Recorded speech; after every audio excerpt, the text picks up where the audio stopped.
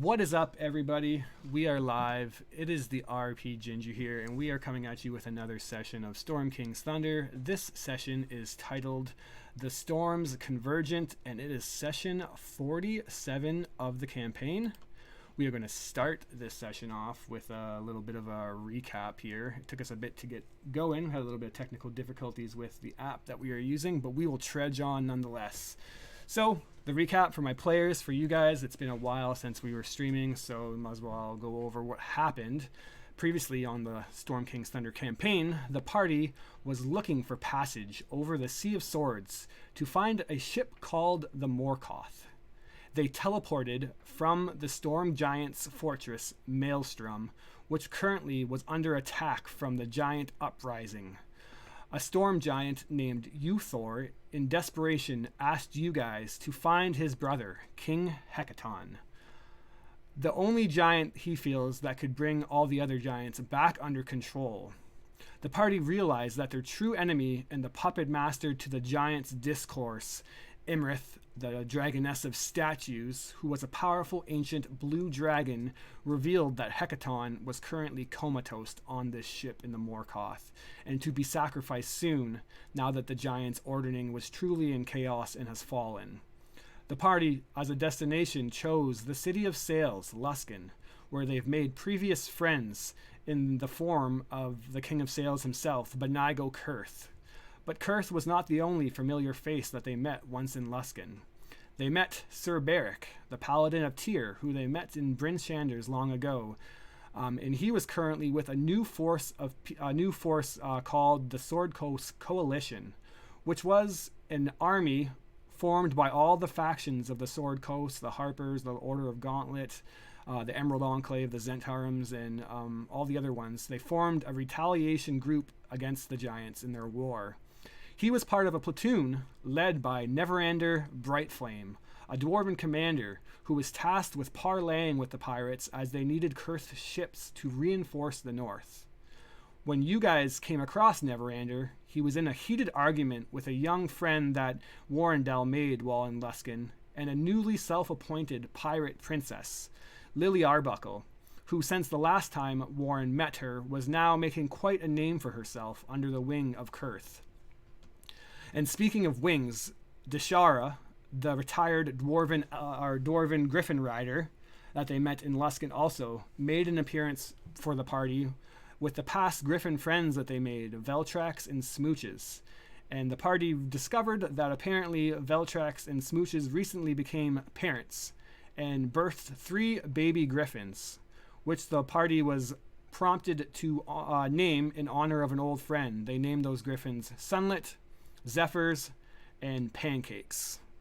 After being reunited with a few other people, the party set out to the Cutlass Inn to speak with Kurth about business, but the pirate king himself refused to go on anyone else but his own terms and told the party that they must party with him, have drinks and celebration before this boring talk of war and politics.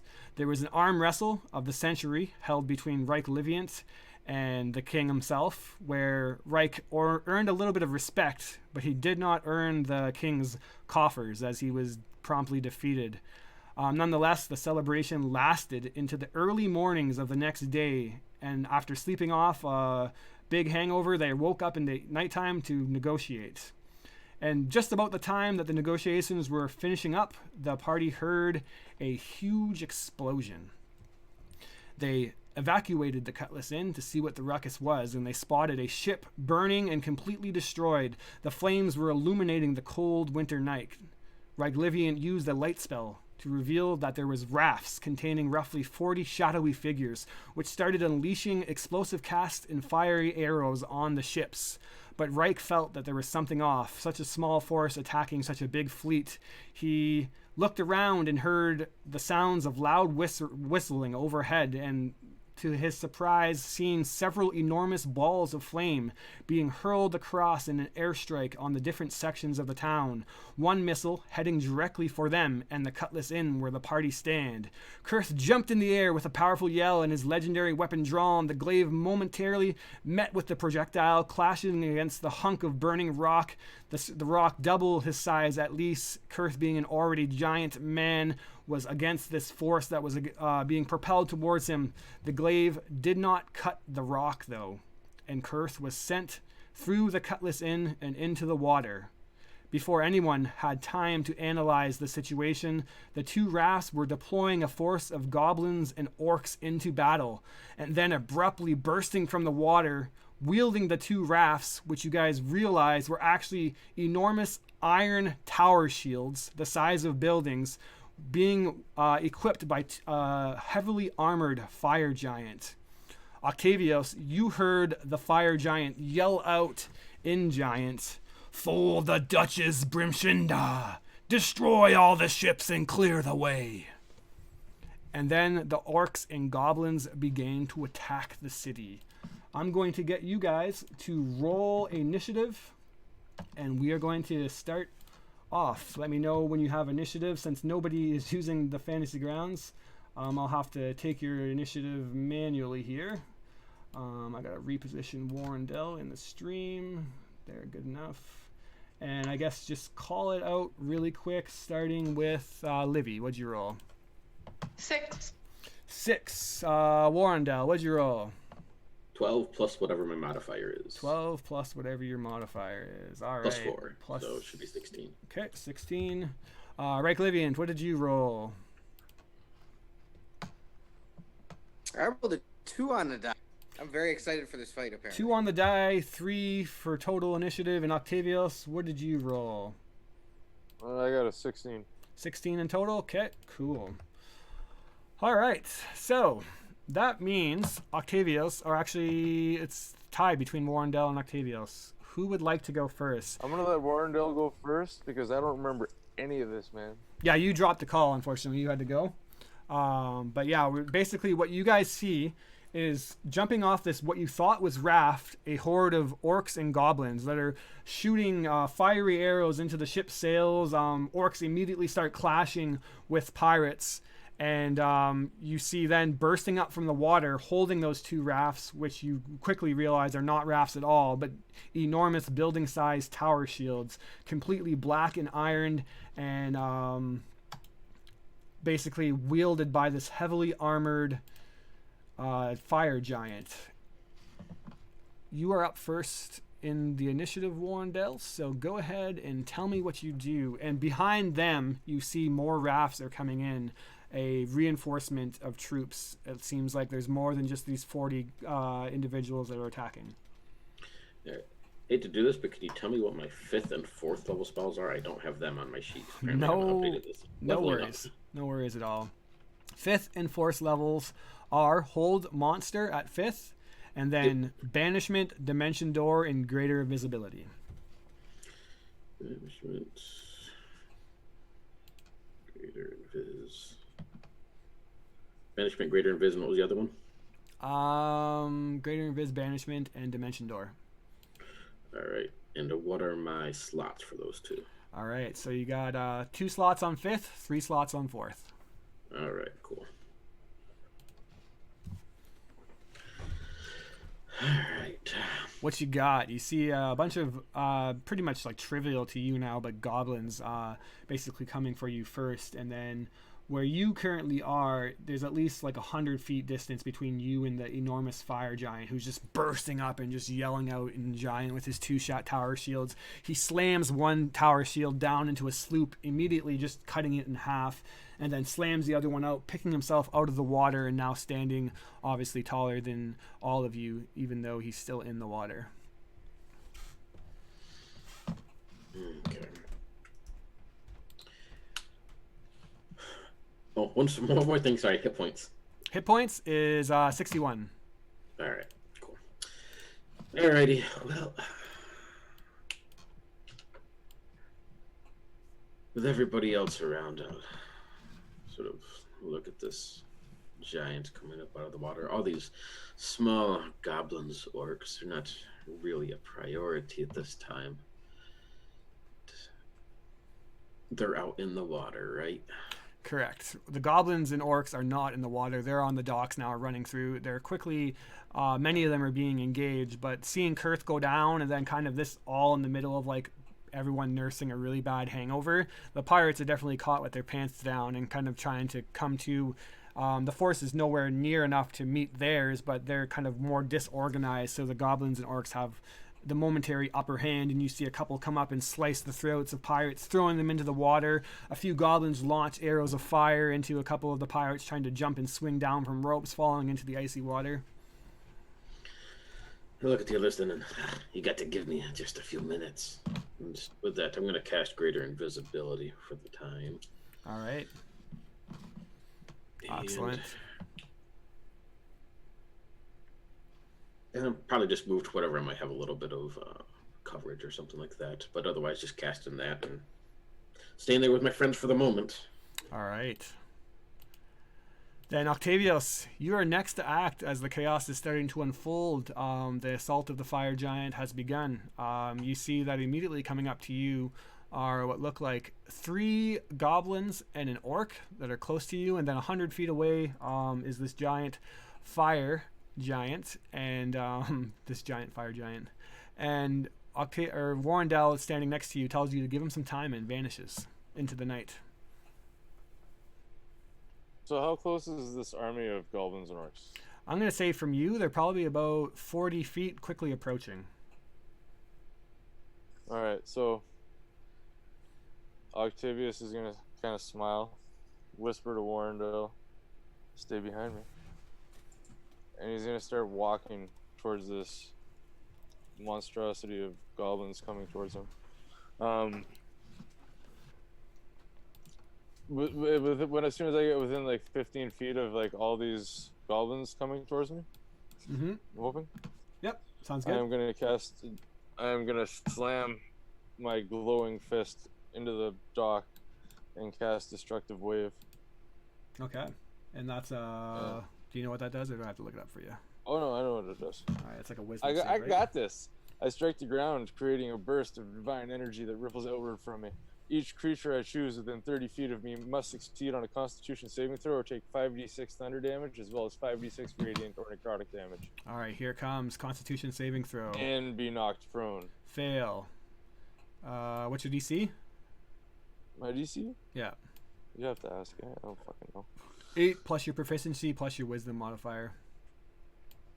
8, 12 plus 2 is 14. 14. Only 2 make the save. Okay, you're getting hurt. Yeah. So I'm casting this on every single creature within 30 feet of me, so hopefully that's at least 20 or 30 of these things. Yeah, for sure. And let me just switch to combat here. Oh man, why aren't you working? There we go. Sorry. Destructive wave damaged. Bam. That's 19 thunder damage and 18 necrotic damage on all of these thousands of hopefully whatever goblins are in front of me. Awesome. What was the total again? 19, 18? 37, yeah. All right. So basically, as you start to pray to Ilmater, you slam your weapon into the ground, and this destructive wave just absolutely ripples out of you like a shock wave. It kind of like starts to actually like destroy even the dock that's underneath the goblins, and you see pretty much a dozen goblins just instantly evaporated. A few of the orcs completely caught off guard. Also just destroyed entirely in one blast. You cut off you basically decimate the initial striking force, causing huge wounds to many of the deploying force. You actually destroyed half the encounter already, so good on you. Anything else on your turn? He'll just stand there and look at the fire giant. And, like with determination in his eyes. And Octavius, I would imagine, is still quite upset and feels he's quite powerful. So. Absolutely.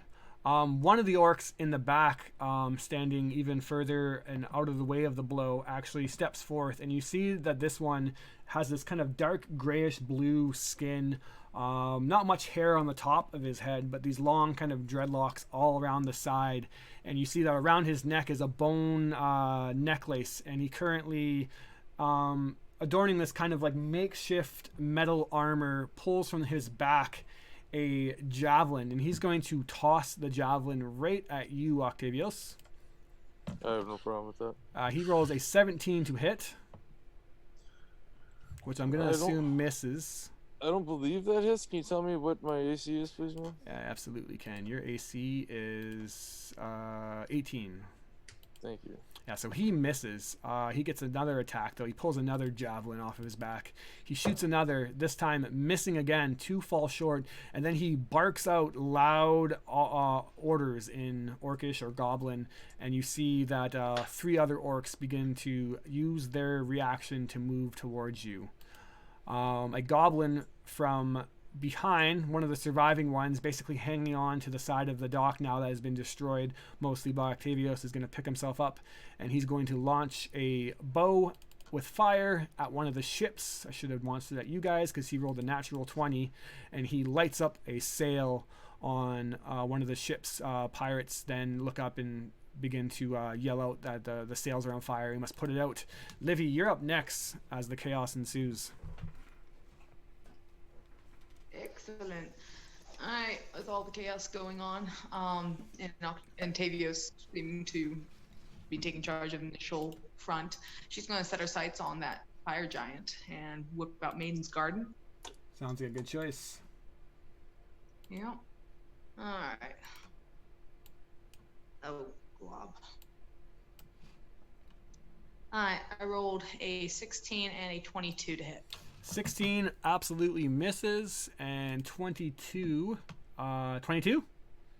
Yes. misses. Or no, hits, sorry. just trolling. Okay. 5 points piercing of icy goodness. Icy goodness.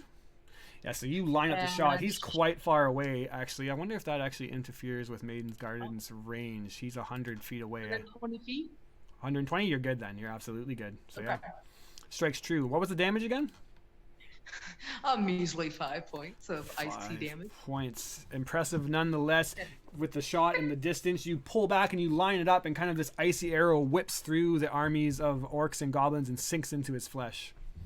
And Livy would, assessing, if there's a place that she could take some cover on, she'd like to do that as she hopes to snipe from a distance. And Yeah, hopefully so hit. you could, you're basically on the Cutlass Inn, which after Kurth got sent through, it's kind of crumbling. But keep in mind that the Cutlass Inn itself is basically this tavern made of different parts of other ships. So it's very climbable. You can get on top of it, and the kind of top deck is actually the front end of a ship. You can duck behind the railing and get some good coverage there. You're also in the town district itself, kind of on the coastline. There's many little shacks and wagons and stuff that you can hide behind. You could easily get half cover, no problem.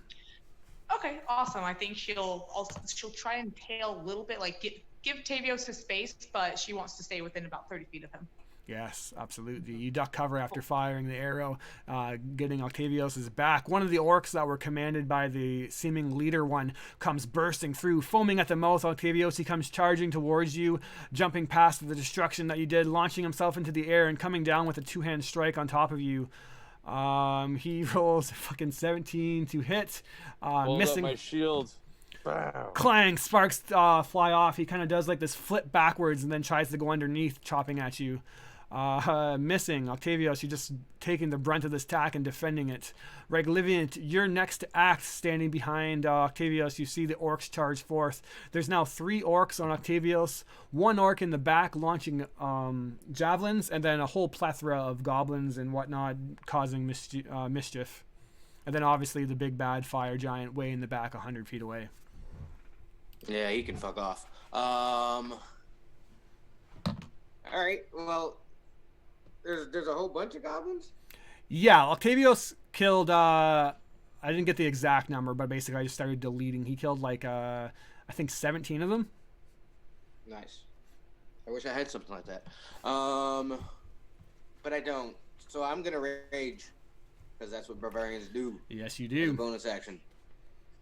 And so how far away are the gobos and Orkies. 3 orcs are within like a couple of steps of you. I imagine that you guys were all standing close together. So Octavius kind of stepped forward to ham the main assault, and now he's blocking orc attack after orc attack. So he's within like 5 feet. Like he's not within striking range, but if you take like a step or 2 forward, you'll be engaged with him and the orcs. All right. The one that was super aggressive and like all frothy at the mouth. Mm-hmm. Yeah, I'm gonna go stand right side by side to Octavius and accidentally walk into where I know the little bastard is, and I squish him a little bit in between me and Octavius for a second. Yep. And then you know, really uncomfortably like move past the good old my bestest friend. Mm-hmm. And then I'm going to take 2 strikes. All right, go ahead. 2 quick chops. So I have a 19 on the die and a 9 on the die. Definitely a hit on the 19, and then you need to know your modifier, right? So just write down that your modifier is plus 10. So 19 and 29. Yeah, both hits. They both hit. Yeah. Okay. So those are 2d6s, right? Yes, 2d6 plus 6. All right. So that's 12 on the first hit, and not so good on the second one. 9 on the second one. Go ahead and But that describe what it looks like as you take him down. Oh, I killed him? Yeah. Fuck. That didn't work out as well as I wanted to. All right. Yeah. So Reich, just distraught even a little bit. He made a friend, like somebody that he sees as like an equal to him, and he's gone. Very valiant effort that was put forward by Kurth, but nah, he's not okay right now, and he very angrily, and like I said, Warren gets a little squashed between the metal man and myself, just to rub it in a little bit, and afterwards he comes across with the bladed side of his weapon and slices directly up on top of the orc, from almost slicing him in twain, and then swings around on the other side with the mace and just smashes him into the ground, and you just see the man crumple. Excellent. All right. Next up is another orc. Do you have anything else on your turn? No, but people will get advantages now within the 30 feet of me. Yeah.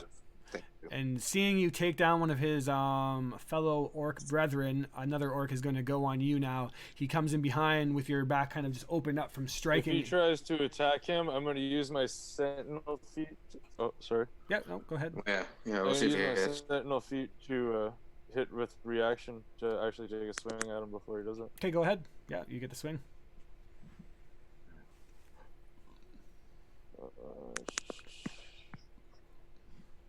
That is a 23 to hit. That's going to do it. Alright, so I'm actually going to use my my Divine Strike on this. So that gives me an extra D8. Mm-hmm. So that is going to be a total of 8 damage. 8 damage, all right. Does that mean his turn is done or he can't move? 8 radiant damage is... Anything else? No, it means that he has no range of movement now, but other than that, he's fine. Okay, so he can still strike. So he will continue to strike. So basically, he'll swing at Liviant. Oh my god, not like this. Rolling a 10 to hit, which misses. And yeah, I know. I'm not. You have a huge AC, but I know it's more than that. And I rolled a natural 20 on the second strike, so you're gonna get hit, Liviant, for 20 damage. Your total HP is 95. I'll let you track that. Yep. Okay, that brings us to the end of the initiative, where I got to do a little behind-the-scene thing here. Give me a second. All right, you guys are good on that.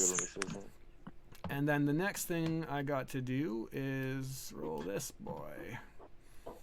All right. So, as we come back around to the top, you guys engage with the orcs, making short work of them. This almost seems too easy. You see in behind this fire dreadnought. His name is Rendar Kuvoth, for those who are interested. You see more rafts basically sailing into the coastline. Luckily for you, there's not more of these giants carrying these rafts, but you see them launching off buckets and caskets of explosive material, and then you see the goblins on the rafts pull back arrows and shoot, and these explosive barrels go off in the middle of the ships, destroying two more in the total, after all the chaos is done, 7 ships have already been destroyed. And next up is Rendar Kuvoth, and he will take one of his tower shields and just scoop up with it a half-broken sloop. And then he's going to, like a catapult, kind of overhand huck it at you, Octavius, technically you, Warrendell, and Rygliviant. Dexterity saving throw from all 3 of you.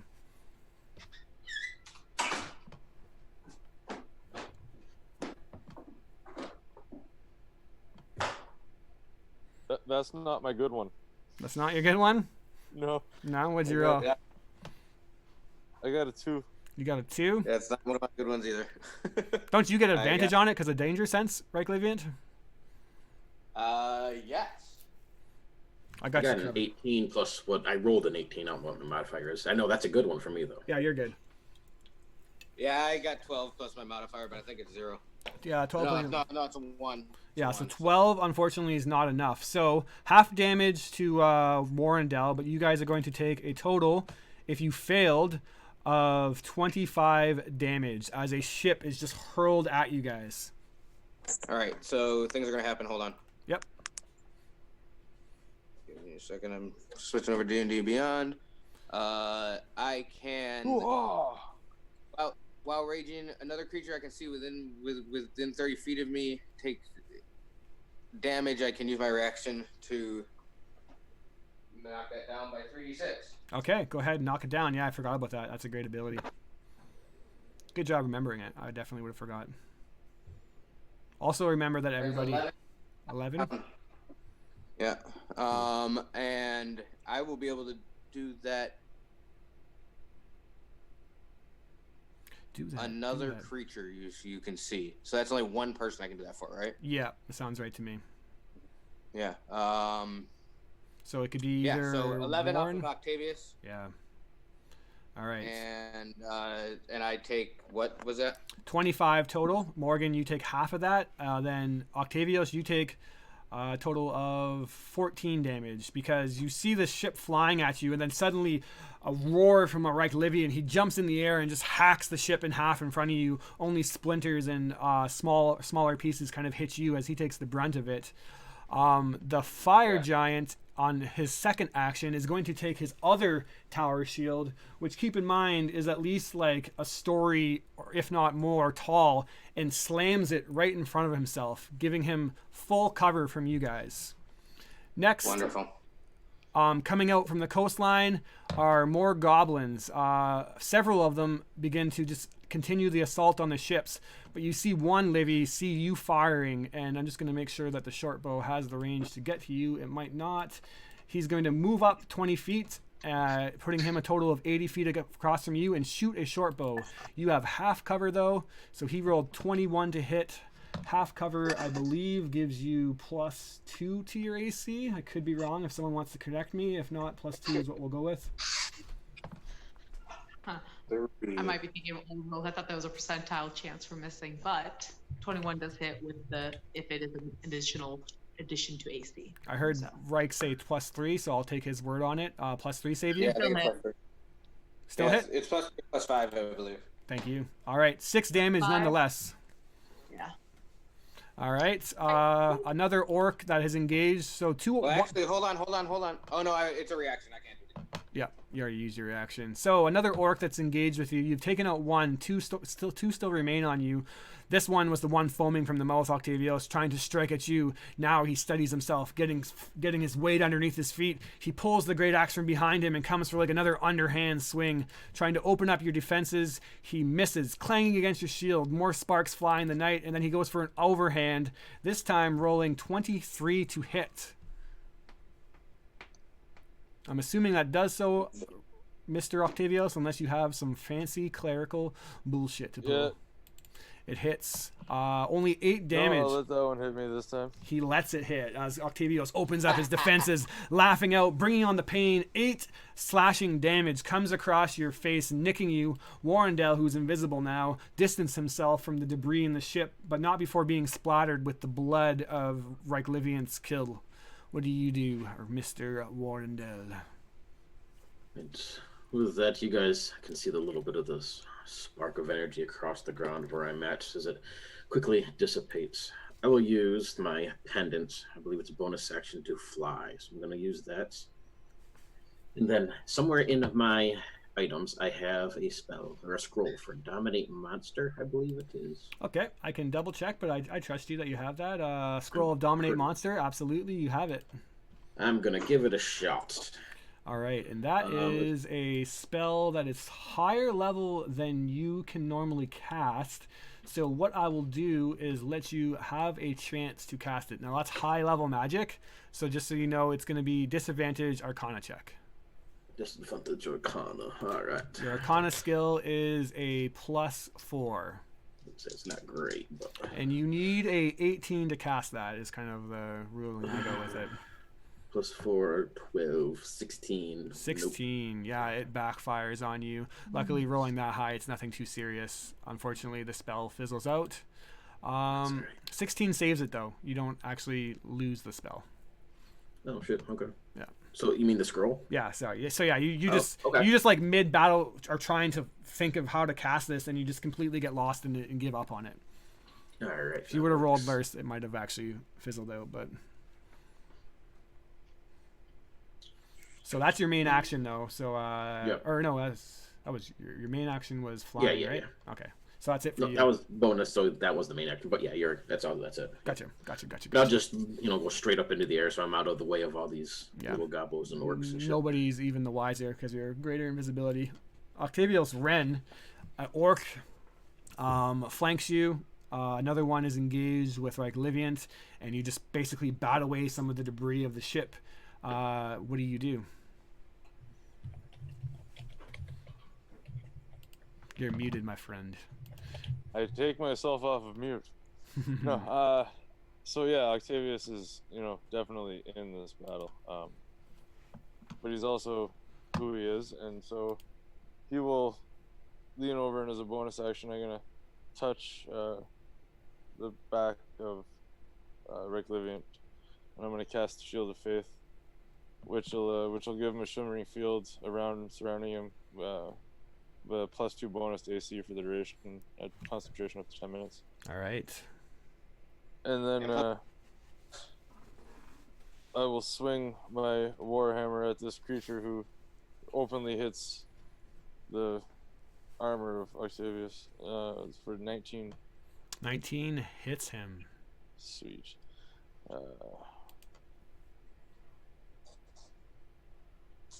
I will again use my Divine Strike for an extra D8 of damage. All right, lay it on me. Which I'm allowed to do once per turn. Mm-hmm. And that is 12 to hit, or 12 damage, sorry. 12 damage in total. So yeah, radiant. He comes down on you with his great axe. You open up your defenses just to take the strike. It kind of slashes across your nose, cutting you open just slightly in between your eyes on the bridge of your nose. You then, as the orc steps back and kind of grunts out in success, thinking he's landed a good strike, just uppercut him with your warhammer and basically almost knock him on his ass as he's critically injured. His jaw is badly dislocated, and he no longer is yelling in success, but pure agony. As anything else on your turn? As your bonus action have been spent, I'm assuming. Yeah, I'm gonna try to. I'm not even gonna worry about Well, I don't think Am I still engaged with anything, or did this? Yeah, you're technically engaged with 2 orcs. How far away is the fire giant in this boat? 100 feet. And he's not in a boat, just to confirm. He's like standing outside in the water. He's just so tall that... He's using a boat as a shield, though, isn't he? He's using 2 iron tower shields. Cover or something? Yeah, he's using 2... So he wields 2 iron tower shields. That's his weapons, is 2 enormous black iron shields with fiery spikes on the front of them. Yeah, they're gnarly looking. Alright, I'm going to, I nothing else on my turn, then I'll just stay here. All right.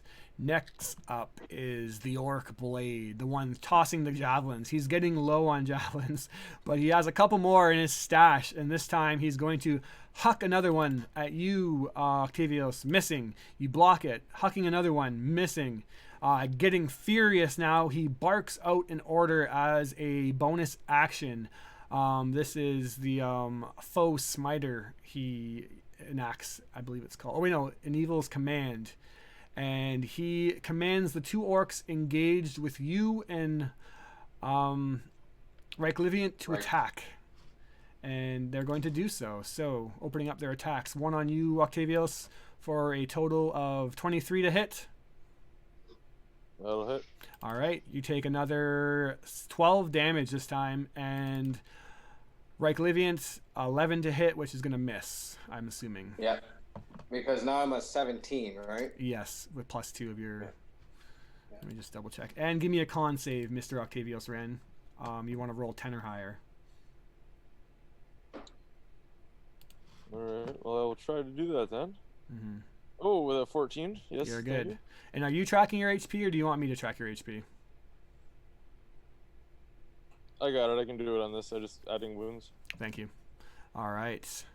Next up are the pack of goblins. Now more are coming onto the shoreline, but as you look, you see that more and more pirates are beginning to come to in the battle. But it's not before you hear another massive explosion, and it seems like the city of Luskan is basically split down the middle by a river, the river Mirar, and the city is connected by 3 separate bridges. There's one main bridge, which is basically where the pirates' ships majorly are, and on the northern side of the city is where the pirates basically stay when they're not out at sea. It's basically called it's the northern section of the city, and the main bridge that connects that section of the city to where you guys currently are explodes as more of the rafts that got by basically begin to bomb the bridge. The bridge's what's it called?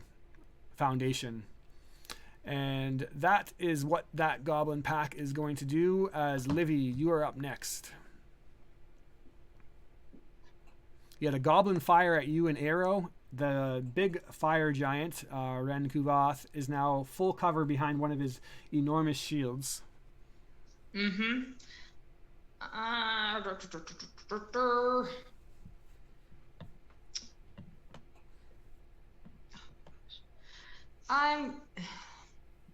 Livy is going to once more take her aim onto the fire giant. Okay.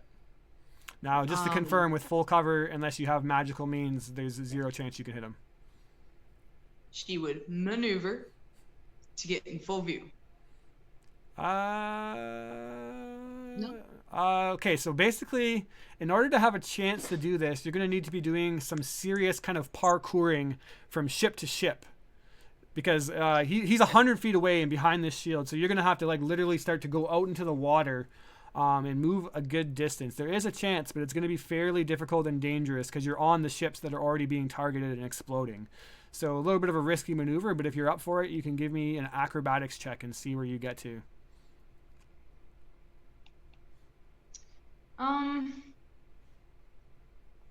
Cue the Pirates of the Caribbean music.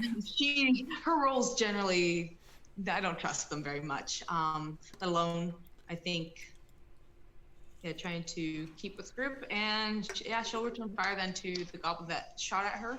Mm-hmm. All right, he's much easier to target. And just to clarify, if you got closer to the Tower Shield Giant, it would be easier to get a flank on him. But since he's so far away, it's just he's able to duck behind it pretty good. Yeah, that makes sense. And so, 26. Yeah, that definitely hits, and I'm just gonna say you kill the giant. 14. Yeah, absolutely. You kill him twice. You kill him, and then he comes back to life as a ghost goblin, and then you kill the ghost goblin. Sorry. But wait, could she get a second goblin? she'll aim at a different goblin Yeah, I And actually like that. unfortunately- It's like the arrow actually shoots through two heads of the goblins and just kind of like shish kebabs them to the side of a boat. All right. And she will use her movement to move closer another 30 feet. Do I still need to make acrobats for that, or just? Oh no! whatever If you want, naturally- to take the safe route, then feel free to do so. Yes, But she will. okay, so you're gonna start moving in on the giant. Yes. All right, just so you're fully aware, that is gonna move you closer into the heat of combat. But you're gonna assume that your friends are gonna back you up and move eventually, anyways. They just have 2 orcs left on them. So Yep. you jump ahead, kind of jumping from one ship to the other, and then you see like a rope, and you just kind of swing down in front of them, yelling out to your group that you're going ahead to take down this giant. Right, Livians, you're up next as you see Livy just a few feet ahead of you, leading towards the dreadnought. What do you do though, as you have one orc that just almost landed a strike on you, and the other one is beating into Octavios? Okay, and which one of them looks worse? The one that's attacking you. The one that's attacking Octavios is critically injured. The one that's attacking you is like pretty injured too.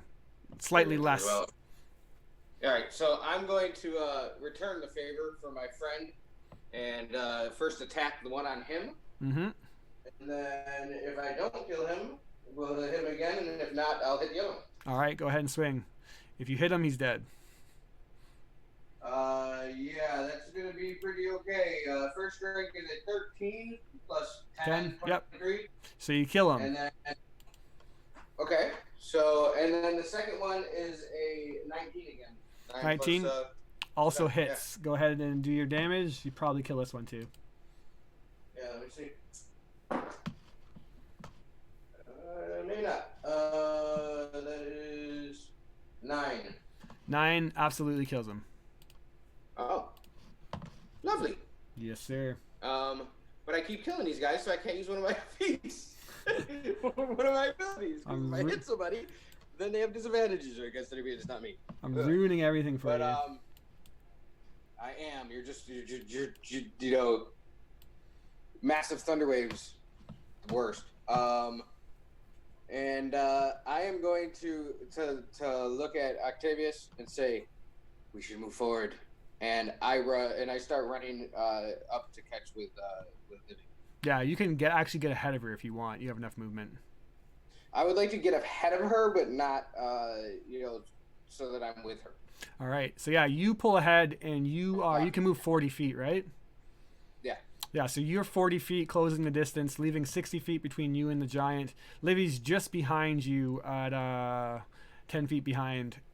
A total of 70 away. That puts us to the end of the initiative, where I do this little thing, and what you see above you, remembering those balls of flame whistling through the air, you hear another volley, and you look up, and Livy, to your surprise, the ship that you were thinking about going towards to get a flank on the giant is just absolutely decimated by raining fire of these steel projectiles, just absolutely exploding into a ship.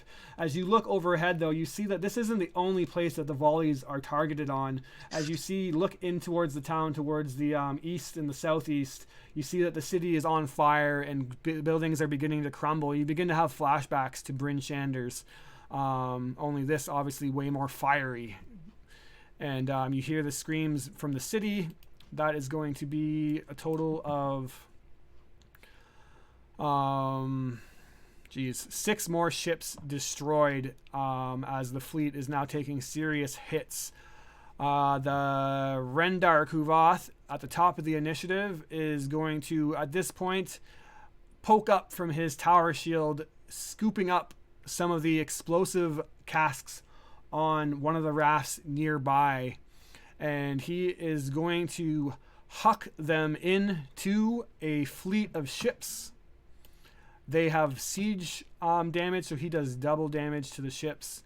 So he basically devastates a total of 7 more ships. So in total, we have 20 ships destroyed in just 3 rounds. As goblins now begin to load a particular rift to like heaping full of explosives, and then they kick it. And it begins to sail down the river. Warrendale, you're up next, flying in the air. We're gonna start moving towards. Well, are these things raining down coming from the sky? Yeah. You're up high, so you can see in the southeastern district outside so it's called the Captain's Gate to the southeast of Luskin. It seems like a majority of the projectiles are coming from outside of the wall and kind of in a volley, like an arching trajectory to suggest that they're coming from something over there. Many hundreds of feet away, though. Right. Okay. I'll share a map of the Luskin, although the only persons that will be able to see it are the ones actually on stream view right now, so sorry for that. That's right. Okay, so I don't know how this exactly works in 5e. Is it possible, since this giant is before me in the initiative, to somehow hold my action until it goes? Or does that mess it up because it's a new round? I mean, I think technically you would lose the action, but that seems like a kind of finicky rule. So if you want to like hold, so you're just basically trying to wait until he attacks. Yeah, depending on what he does would kind of determine what I want to do. But I know he goes before me, so, and I know if when you hold an action, it messes it. Basically, you lose it if you don't use it by the end of the turn. But I can't because he's before me. You know what I mean? So what I'll say is that you can hold your action to go before him, but that means that next round you'll actually lose your action. So you don't get to go twice next round. But if you want to hold this action to get yourself ahead of him initiative next action, that's fine by me. Okay. But wait a minute, the round starts with him, so he wouldn't lose it because he doesn't go before him. So I'm saying he has until his next turn. No, the giant goes before me. Yeah, the giant's top of the initiative. Your next turn, Mordo. See what I'm saying? So you could put yourself after the giant and then still go again next turn. Because that's not your next turn yet. No, he wants to go before the giant. Yeah, I want to go before the giant. Well, it wouldn't matter there. You know, you see what I'm saying? So like, the top of the order doesn't matter. It matters for the player in which is enacting that. Yeah, we won't worry about it. Basically what I said, Morgan, is fine. If you want to do that, then it's completely fine by me. Yeah. All right. It's I mean that it's still raw the way you guys want. All right, and then in that case, next question, Reich, are you planning to go for this giant, or are you doing something else? I fortunately can see the distance in which I won't be able to get to him. I wanted to do something I didn't do, but it's all right. Well, my thought is, if you want to, I was going to dimension this door both right over to it, but that means I'm dropping you right on it. Right, you're dropping me right on it. I've been smashed already a little bit. And that leaves Livy all by herself in the middle of the whole. All right. I think you fly down to me, and I kind of see that look in her eye, and I just shake my head no to you. Okay. All right. So in that case, yeah, I will just start flying towards this giant, kind of, staying up in the air, obviously not within its reach, and then I'll just hold my action until its turn. Yeah. So you're 40. How far up in the air did you go? Because you can fly 60 feet around. So technically, in 2 turns, you could have been over top of this giant. If you're looking for like a viewpoint at him, I'm gonna say that you could with 120 feet of movement technically between 2 turns, you could have been near him if you want to strike him, unless you're just waiting for your team to back you up before you go in. Yeah, because I'm kind of depends. What I want to do depends on what they do. So okay, so I'll get within. What is my spell? Probably within, 90 feet. So obviously not a problem. But yeah, I'm not jumping right in at him or anything, but I'm going to be right over there by him, kind of hovering up in the air. Yeah, you're up in the air. You're invisible in the black of night. There's little to zero chance that he sees you unless you do something very explosive. But Octavius Ren, you see that the orcs have been dealt with. There's just the one orc leader in between you and the big fire giant Dreadnought. This is the one that's been hucking javelins and barking out orders. He is a total of basically 20 more feet away from Reykjaviant, and you can move 30 feet on your turn. The giant. So basically, giant's 100 feet away. The orc commander is 80 feet away, and there's just a long kind of beat up battlefield. Are there other orcs or like a line of orcs like sending volleys of shit into the water? There's a fuck ton of orcs and goblins now kind of engaged with other people, but you have cleared out the main force that was engaging on you guys. So if you just want to look to aid the kind of pirates that are in battle, there's plenty of orcs and goblins to target on. But you see that this fire dreadnought seems to be like the main commander of this force. There's nothing in between you and him now besides a lot of distance and one orc commander. Yeah, I guess I'll just run up to the orc commander. All right, so you want to use your dash action then to get engaged with him? I thought you said he was only about 30 feet away from me. 80 feet. Oh, 80 feet, sorry. No worries. And you No, move. actually. I think what I'm going to do... that doesn't make sense now. Shit. Yeah, I'll run up 30 feet. Okay. That'll bring me within... I'm still 70 feet away from the giant, right? Correct. Who has full cover. Yeah, but He's standing right, right? those shields are iron, correct? Correct. Okay. At this point, I will,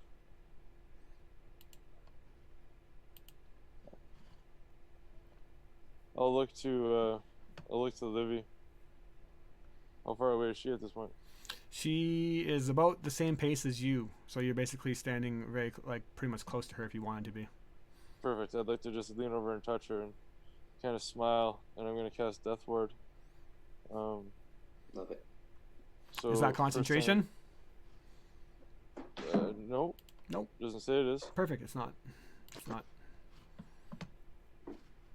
And then I'll just look towards the orc and raise up my light crossbow and fire it at this dumbass orc. All right. Bobber. Fuck this orc. Hit him. Go Oh, for not it. 20. Not 20 hits.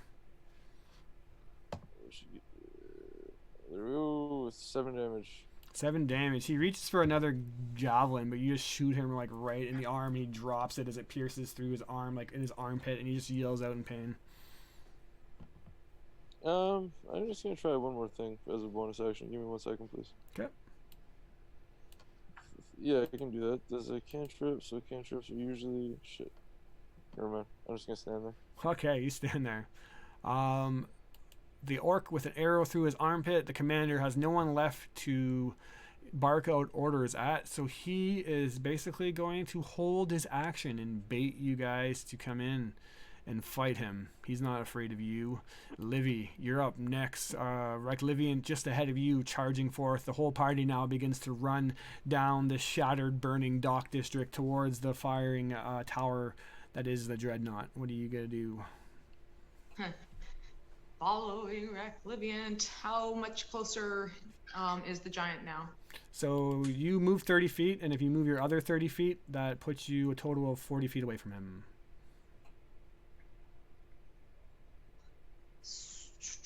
When is he still covered? Yeah, he's not leaving that cover at all. Okay, then yeah, she'll double movement to keep up with. Well, she'll keep up with Reich. If to catch up to him would put her in 40 feet. Cool. Well, if not, she would do the single. Yeah, Reich's just 10 feet ahead of you, but if you want to kind of like move up with him, that's fine. Yep. Then she will look behind, focus her crossbow on those that are still affecting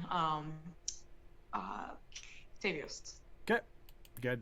Reich Liviant, you charge, leading the kind of assault on the fire giant. There's just one orc commander in between you and it. What do you do? Are there any of those javelins on the ground? Yeah, for sure. I'll say that there's one near your feet. Okay. I'm gonna pick up and throw that javelin as my first attack at that dude. Okay, go ahead and roll it. Yeah, 23. Yeah, it hits. All right. What is that damage? I don't even know what it is. Javelin is a total of 1d6 plus dex. Okay. It's only 3 damage. All right, you But- get him with it though. But that's not the important part of the whole thing. Give me just a second. So he'll have shit against him if he tries to attack us again. Okay. So, and I'm going to move forward a little bit more, maybe another 10, 15 feet towards that orc. And I know he doesn't look afraid of us, but I'm gonna fucking growl. And when I growl at him, like a mass of my ancestors just come out from behind me and just start running at him. Yep. Now you don't want to close the distance with him because you have more than enough movement to get up with him. Oh, I do? Yeah, you move 40 feet, and he's only 40 feet away from you. So if you want to, you can close the distance. Yeah, that's it. All right, so I imagine and then if that's that the you... case, if I can close the distance, I'll hit him one more time. Yeah, go for it. So I imagine you just roar out in anger, and you basically just see your ancestors in spectral form rally behind you, and you just charge forth with an army of spectral ancestors at this orc. Yes, sir. That's a 26, 16 plus 10. Hits. That is 10 on the die. I forgot what you said the modifier was. Sorry. Plus 6. 16 more damage, so that leaves Yep, him 16 at... more damage. And yeah, he's if he attacks anybody but me, he's gonna have disadvantage. And that creature gets resistance from whatever damage he does. All right. End of the initiative. Another volley from the siege engines. I guess spoiler. Siege engines from outside the town shoot magma into the city, destroying much in its wake. Now the city is set ablaze as you hear smoke, or you see smoke billowing from above, and hear the screams of agony from in the city. This now destroyed are a total of 10 more ships. They absolutely are beginning to chunk forth, and basically a path down the river now is just filled with debris of broken ships, and more rafts begin tunneling through even further down the river Mura to the basically coastline of the city. There seem to be not all focused with the attack here. Others are going elsewhere. Rendar Kuvath is up next, and he is going to see that you guys are approaching now. Much of his men have been decimated, so he is going to stand up. Octavius, I mean, like Liviant, you are the closest, so he's going to come for you, and he is going to slam one of his fire shields down on top of you. This It'll be fine. rolls Be bad at all. 29 I'd to like hit. to use my action though. Go for it. Yeah, you got an action. Yeah. All right. What madness awaits with a level 10 sorcerer? I can't wait. You can Dimension Door me now. You can Dimension Door now. Yeah, Rick Livian, send down there. Dimension Norm me now. Dimension Norm me now. As this powerful tower shield's coming down, overshadowing him.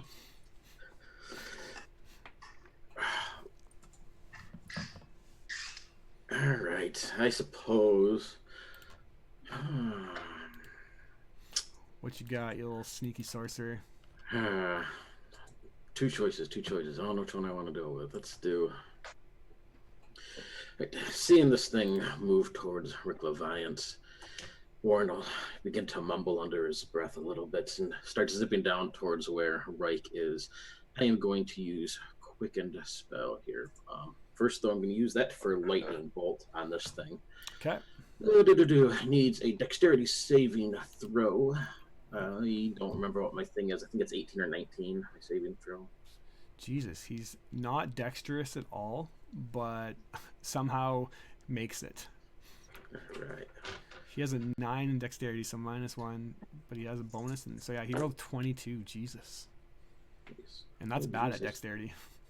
Still real good. 15, 21. 21. That is already halved. That's already halved. All right, and he's already taken a strike from Livy, so he's at obviously not too badly, but he goes to slam the shield down, and then quickly you launch a bolt of lightning from your hands that sparks forth and just lands right in the back of his neck, absolutely shocking him. What next?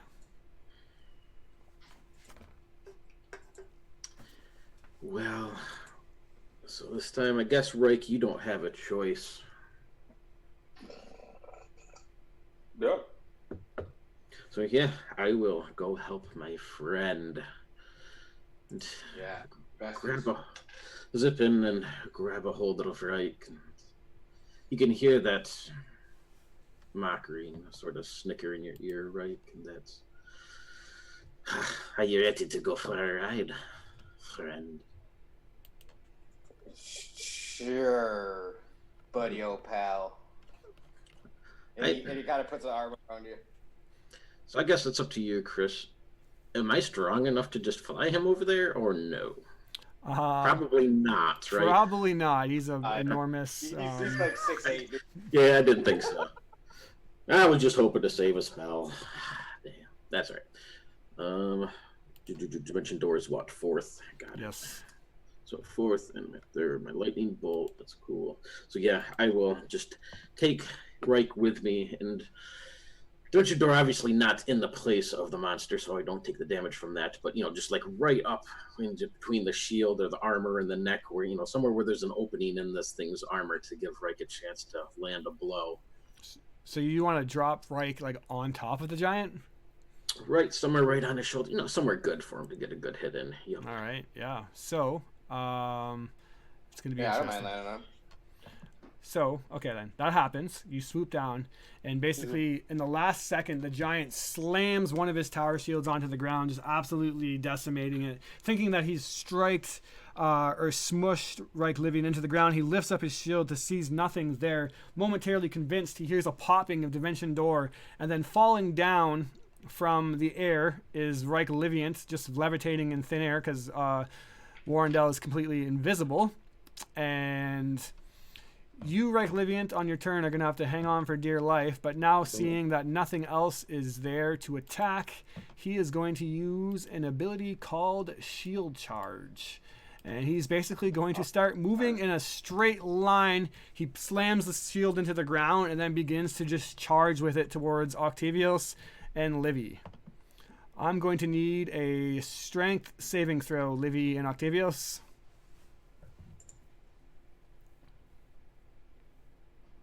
All right. I'm going to take a nat 20. Plus 1's 21. Okay, that's a save. Just for the record, that is just a save. I know. And Livy, what did you roll for your strength? I rolled a 13, but I'm going to use. Debating if I want to use Indomitable, and so. Your call. Huh? Your call. Yeah. I am, and I boosted up to a 13. 13, unfortunately, is a fail. So, I'm going to use Enduring Presence, and as a reaction, I can take the damage of her within 30 feet. I can Awesome. take this once per day. yep, So I'm awesome. gonna steal the damage. You're going to take both damage. Each fails with 5 or more. Also, knock prone and takes. I'm sorry. All right, so Octavius, you saved, so you basically clash in, and you don't get pushed back by this thing. You just hold up your shield in front of Livy and basically just meet its force. You're kind of like shoved back momentarily, but you keep your ground and aren't like absolutely just bulldozered by this thing. But in doing so, you've put yourself at a bit of a vulnerability, protecting Livy from the blow, and you are going to take the damage for her. And that means that you take a total of 17 damage only. I rolled bad, but you are knocked prone in place of Livy. He only takes 5. You only take 5. Do you have to be within range of him, or you can just do this anywhere? I have to be within 30 feet of somebody I can All right, yep. see, and I'm on top of the top of the guy, right? Completely, yeah, you're fine. Okay. Yep. So, what was the damage then? I can feel 5. that presence and help. I can feel the presence and help of Rick Levant as I charge forward. I love this. Yeah, absolutely. Yeah. You only take 5 there. The Still knocked prone though. The goblins now basically kick this raft of explosions at one of the ships, fire some arrows, and just decimate even more of the fleet now. I would say that Kurth's not put in half. There's actually like hundreds of ships, so like they're pretty good. But we're at like 30 ships, I believe, destroyed, and they destroyed a couple more. So still, the goblins are wreaking havoc from behind. Warrendell is not up because you held your turn, which puts Octavius up, who's on the ground now. But you look over you and you see that Livy has not been trampled, and there's spectral ancestors from the tribe of Liviant rallied around you, all like holding it against the shield, stopping it from trampling both of you. So how do I get to these fucking goblins, man? Like not just the one goblin, but like all these goblins from behind that are fucking doing all this damage to the ships. So they're behind the actual fire giant. If you want to just like step out from range with him, they're all nicely piled up for you if you do want to wreak havoc on them. Where is Rick Livian in regards to the fire giant? You look around and you see him hanging on for dear life around the giant's neck. Okay. How far away are the shields from the giant's body? He's equipped both of them, so he has like basically both arms around one slammed into the ground and he charged forth with it, and the other is just ready to strike next round, but it's obviously your turn to do so before he can do anything. But these things are big ass shields, right? So Yeah. I would imagine they have points that are far away from like if there's probably points that cover his knees or at least his waist. His body is actually completely covered off from you because he's behind the shield right now and it's slammed into you, so you'd have to walk around the shield and then you can see him. Or you can. Well, I don't want to do that. Okay. I want to attack the shield. I'm trying to attack the shield. All right, go ahead and attack the shield. It's right in front of you. I'm going to use Shatter, Okay. which will actually give metal a disadvantage on the saving throw. Awesome. And I'm going to use it at a spell level of third level. Mm-hmm. Which will give it 2d8 damage. Okay, what kind of save is it? Give me a second. Sudden that ring damage plus thunder damage. Let's say con A save. Constitution saving throw. Sorry. All right, at disadvantage. So it'll actually be 48 thunder damage on a failed save. All right. Oh my God, he rolled a 14 to save. Is that your save or not? Yeah, that is a saving throw. So half of 48 damage to the shield. Which is half of what? What'd you say 48 for? Didn't you say 48? Yes. No, I said 4d8. I have to roll them. Oh, okay, sorry. I heard 48. I was sitting there thinking that too. I was like, what? I was like, wow, 48 damage. You go. All right, what you got? I got 17. 17. All right, half of that. You do put like a hairline fracture in the shield, but this is the fire giants are known for their forging abilities, so you're gonna need a little more than that to destroy a shield of this caliber. Yeah, that's fine. I'm coming at it. All right. As a bonus action, I'm going to use the power of my ring to heal myself for 25 points of healing. Awesome. I forgot something, so this is going to become pertinent. When he was doing his shield charge, the Orc Blade commander was right in the path too, so he's going to make a saving throw, and he fails it, so he's going to take the damage also. Rip. Let's see how much damage he takes.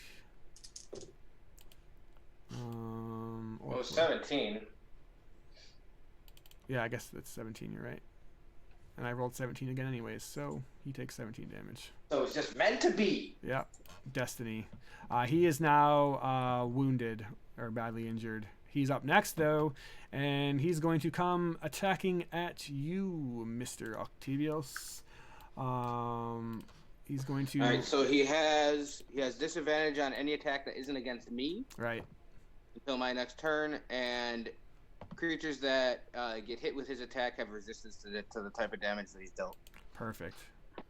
Sounds great. I love it. Misses on the first strike. And then he's going to strike again. I rolled 2. Wow. I rolled... Come at me! Oh, I'm ready for you, Rascallion! Hold on a second. I accidentally rolled an advantage. So that is actually, I dropped a 7 and a 7. So that definitely misses. Yeah, because of the spectral ancestors of Reich Liviant, he's not able to strike you. Badly injured and frustrated. Livy, you now have just like inches away from you this towering story-high shield, and then Octavius and the Orc Commander battling in front of you. You can wrap around and basically strike the fire giant now that you're engaged with him technically, or you can help Octavius with the Orc Commander, or do whatever else you want for that matter. She's going to maneuver around the giant and pew pew. Let's go main garden. I think she's going to use ice again, and I got a 19 and a 25. 19 misses. 25 hits. All right, let's see if my damage is any better. I got 8 points of icy damage. 8 more points of ice damage. It's a nice start as you begin to chip away at this monstrosity of a giant. Putting him at that. Nowhere near dead, though. Just, a little bit. Chip away. Yep, every little strike counts as a icy bolt fires up into his underneath armor, now being basically below his feet. Right, Livians, you are going to have to give a contest to hang on for dear life if you wish to do so. It's not going to take away any action or anything like that, but you do have to hang on for dear life. You're on mute, my friend.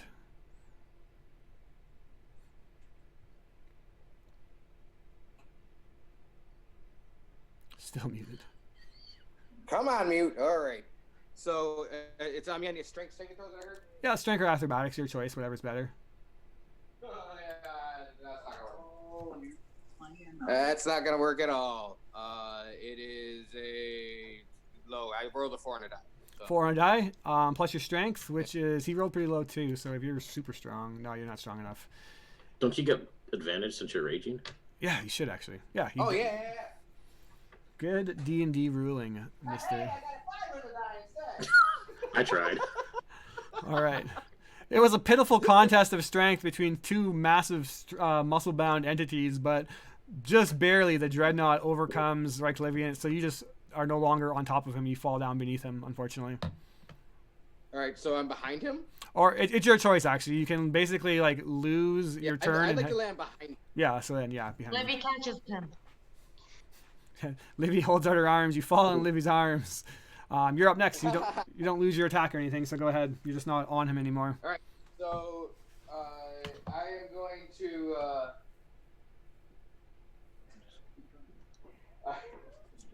I'm going to take 2 attacks on this guy. All right, go for it. And it's absolutely going to hit. It's 14, 16 on a die, 26 and a 24. That does hit. So yeah. So first hit is 12, and the second hit is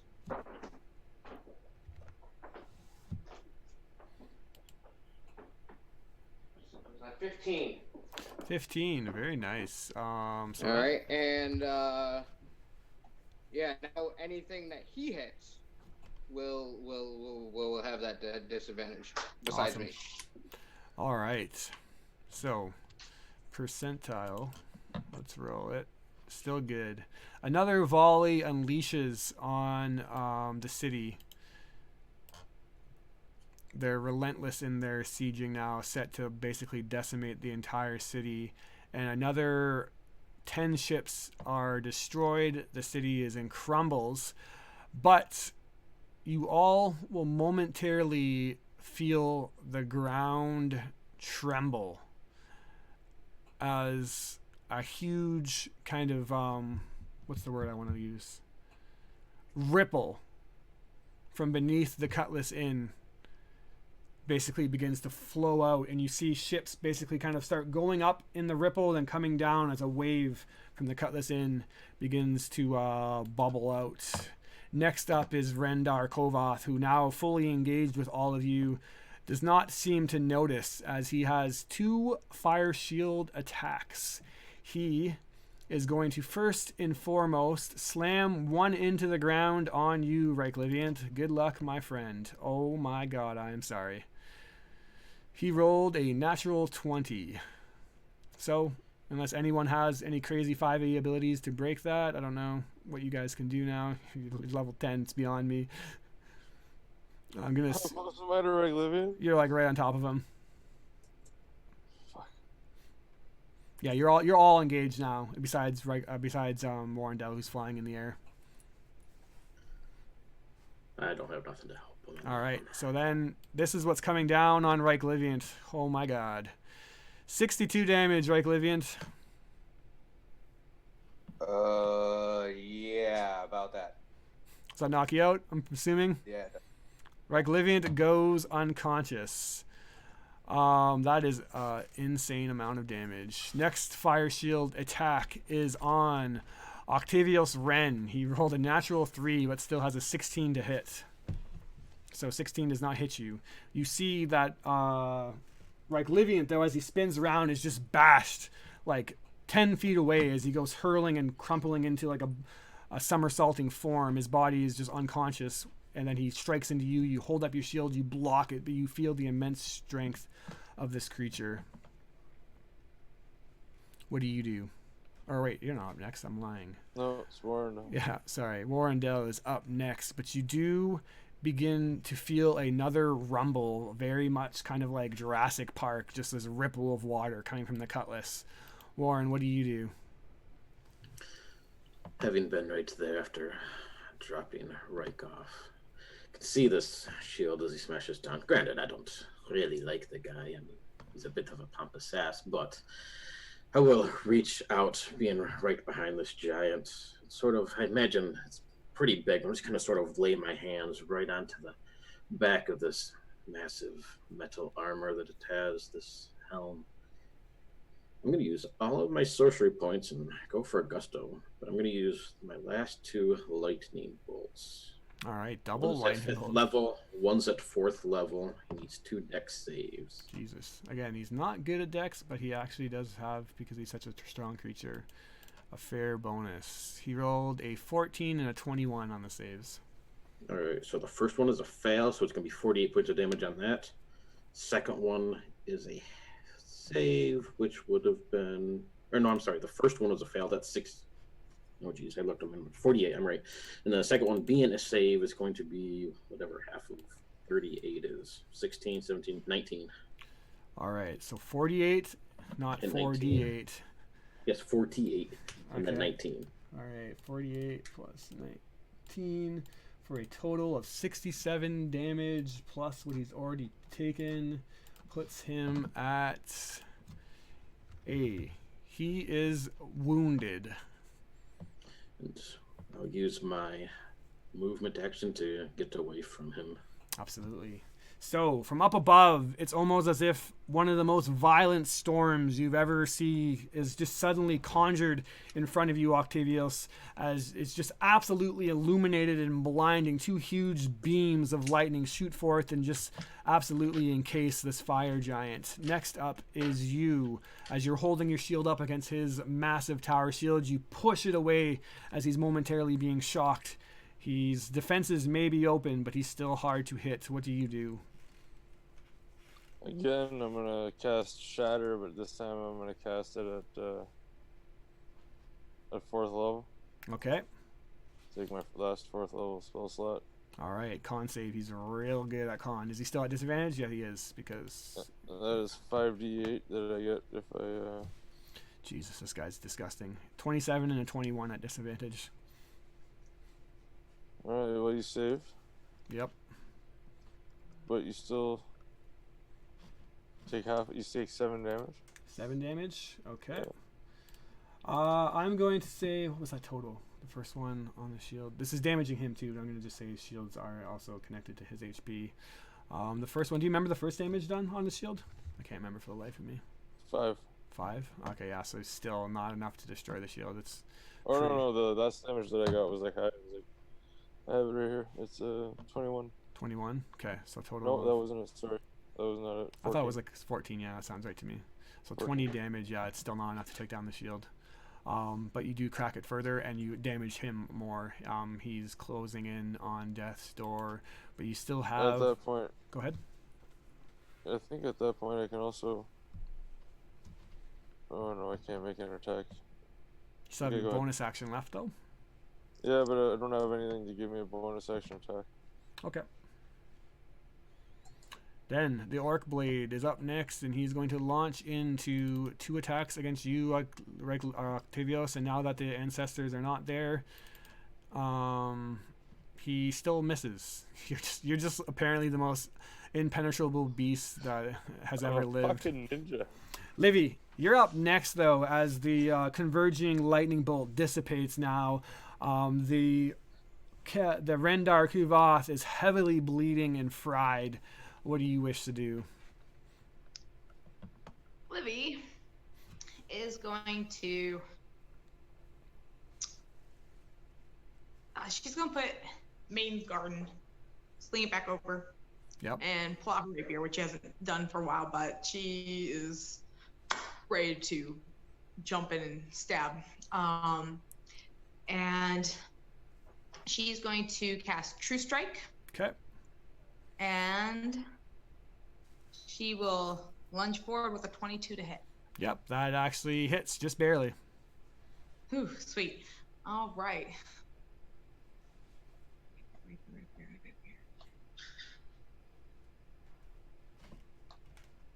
All right. That is going to be 6 points of piercing. Yay! All right. One step closer to death's door. The giant becomes. Anything else on your turn? Another attack? She cast a cantrip so she can have the war Yep, gotcha. thing to All right. guarantee a hit. Right, Liviant, first death saving throw, please. Right, Liviant seems engaged in combat or in verbal parley with somebody else. We'll come back to him. Or are you there? That was a hilarious slip. Yeah. What? Death saving throw, please. I don't wanna. I'm sorry. 10. 10. One save. All right. Now is the chance. Now is the really bad time for me to roll this. So still, you guys are good. So in total for ships destroyed now, 7 more ships. We're getting to around over 40 ships being destroyed now. A pretty big hit to Kurth's fleet, and the giant is up. And Octavios, you've thus far basically been able to fend off every attack, but this is going to be tough now as you're exhausted. He rolls a fucking 16 to hit and a 25 to hit. Finally. 25 will hit. All right, see if you can survive one of these massive attacks. 30 damage. Easy. Oh, it's not 60 fucking 7. Yeah, sorry. Crits are absolutely devastating on giants. Jesus Christ. And basically what he does is he basically sandwiches you with both of his shields, clapping his hands together. You're able to block one, but then just by nature, you can't block 2 of these massive strikes, so you overcome 30 points of damage. That ends his turn. And next up, finally, as the cutlass begins to just basically sink on itself, rising up out of the water is Benigo Kurth, back from his watery grave. And he is slowly but surely going to be making his way towards the fire giant. And he says, "Which one of you giants are foolish enough to come and take on the king of sails?" And he takes his glaive and stabs it into the ground and lifts up a huge boulder of his own on his glaive and just hurls it at the giant. So that is going to be a dex saving throw from the giant. This guy's fucking good at dex for no reason. 17, which I believe is enough to save against Kurth. Let's just double check here. Yeah, so he takes half the damage, which is going to be, let's see here. Oof, that's a really bad roll. 7 damage, half of 7. Putting him at that. And then Kurth is going to use the remainder of his movement to basically march forward. The goblins are still firing on the ships, destroying more and more as they go. Just absolutely the entire bay is like up in flame now. They managed to destroy one more ship. Warrendell, Rendar Kuvath, the Dreadnought Fire Giant, is pretty close to dying, but still has some fight left in him. You see Kurth rise back from the watery grave, and your friends doing their best to survive now. What do you do? Not everybody. I'm not the hero. I can't help him. Yeah, I don't want to use too many more spells if he's looking a bit rough. So with that, I'll zip in as close as I can get then. What do I got to do for this? Make a melee spell attack against target. I'll use Shocking Grasp. I get advantage since he's wearing armor made of metal. He is looking pretty rough, right? Yeah, you're going to have to land a really good strike to take him down in one blow, but if you got more from what you've been dealing, you might be able to pull it out. Well, this isn't too powerful, but that's okay. Because imagine some of the others will be able to get a hit in before he goes. Okay. So advantage gives me a 14 plus my spell modifier, which is, I don't know, 6, 7, 8? I don't know what it is offhand. Your attack modifier for your spell? Yeah. Yeah. All right, let me just see here. It is probably... Well, it would be 5 plus 4, 9. 9, so 23. All right, yeah, that definitely 23 hits. So can't take any reactions, if that matters. And what does it do? 2d8. I got a 4 and a 7, so 7, 13. 13 damage. Or, I'm sorry, 12. 12. 7, 8, 9, 10, 11. 11. I can math today. 11. Math is hard every day. Yeah, he's borderline in critical injuries now as you just launched this Shocking Grasp, you said, right? Yeah. All right, Octavius. Your friends are doing everything they can to attack. Bolts of lightning, shocking grasps, icy bolts in your own shield. Again, pushes him forth. You yell out as he yells out, and you basically sandwiched in between him. You separate his arms, and it's up to you to strike. What do you do? You're muted. Damn it, I started really good there. I'm gonna leap forward and smash my warhammer into his chest. All right, do so. Or how high can I get on him? He's basically like leaned down because he had to lean down in front of you, so his head's basically right in range right now. Oh yeah, I'm gonna leave him and just smash him. fucking face. Bam, motherfucker. That's a 19 plus 5 for 24. 24 hits. Sweet. And I'm gonna use radiant damage, so that gives me another d8. So that'll be 13 damage. 13 damage in total. Oh, so close yet so far. You slam his head into the... Go ahead. You want to describe it? He didn't kill him, but... No, you go ahead. I just have a bonus action. I'm going to use a bonus action. All right, so you jump up and you slam his head. His head hits into the stone cobble and dock and basically just smashes his head into the ground, causing this crevasse or basically crater. But then he picks himself up, dazed. What do you do? As a bonus action, I'm going to use Healing Word and cast it on Recliviant for 4 healing damage. All right, 4 healing. Recliviant, you're back up, but badly beaten. All right. Unfortunately, this orc commander is still fighting. It's going to attack, right? Or Octavius, missing. Oh my god, this guy's useless. And missing. He's just like, he's just at your back, just like doing his best to attack you with his long sword, but you're not even really noticing him, and he's just somehow not doing anything. He's just the most pitiful orc commander of all time. Livy, you're up next. This is abysmal. Yeah, he's doing really bad, dude. Hey, brilliant. Well, all the orc commander is being dealt with over there. Woo, I like this. She's going to just go out for 2 attacks to see how that goes, and nat 20 and a 19. All right, 19 misses, nat 20 does hit. Or is it 19 Awesome. plus modifier? It's with the modifier for Okay, the net. yeah. It's Nat level 20 12. does hit. Sweet. All right, and so 2d8s instead of the 1, correct? Correct. Plus your mod.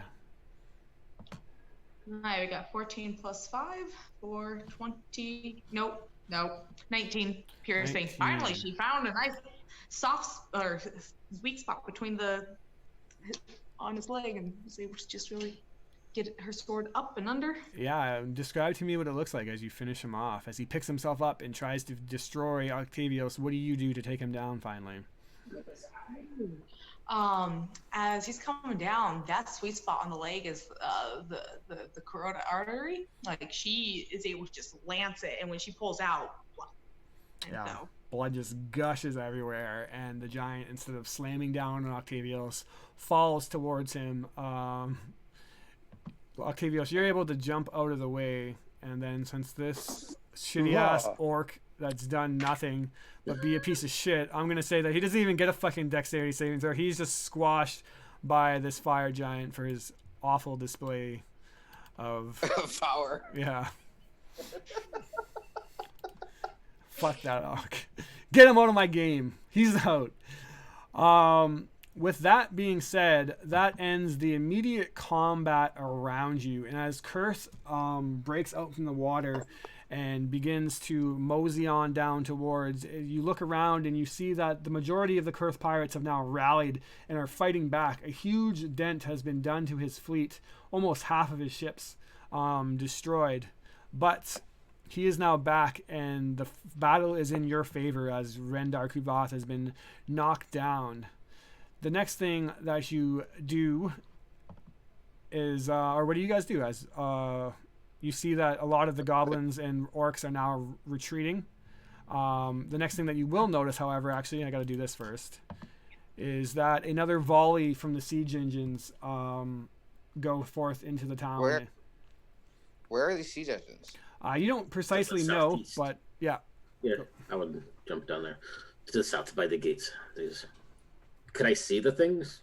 You cannot see the things. The city's big enough that it's far enough away in the blackness of night.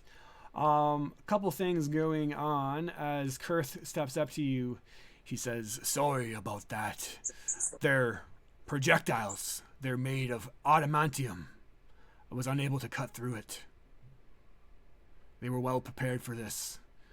And then you hear in the distance the sounds of griffins screeching and swooping through the air. As you look in the eastern section of this town, you do see basically swerving through the fiery adamantium projectiles a couple of griffins flying through. You see bursting up now after finishing off a goblin, the dwarf Neverander. He cuts one forth and kicks it out of the way, and he says, "The south. That's the captain's gate. My men are there.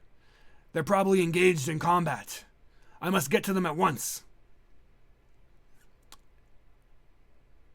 And then finally, basically, if there was a soundtrack, the Pirates of the Caribbean theme song would now be playing, and you would see fighting on the deck bravely and impressively 11 pirates as one lets out this war cry, this young girl swinging from the rafters, doing a flip and landing on the back of a goblin, stabbing him in the back of the neck, flipping him over the ship, going in, dodging under the legs of another orc, stabbing him in the ass a couple times and knocking him over as the Arbuckle pirates are in their own fight of their own, and just as you now catch eyes on them, basically have made short work of some intruding goblins and orcs.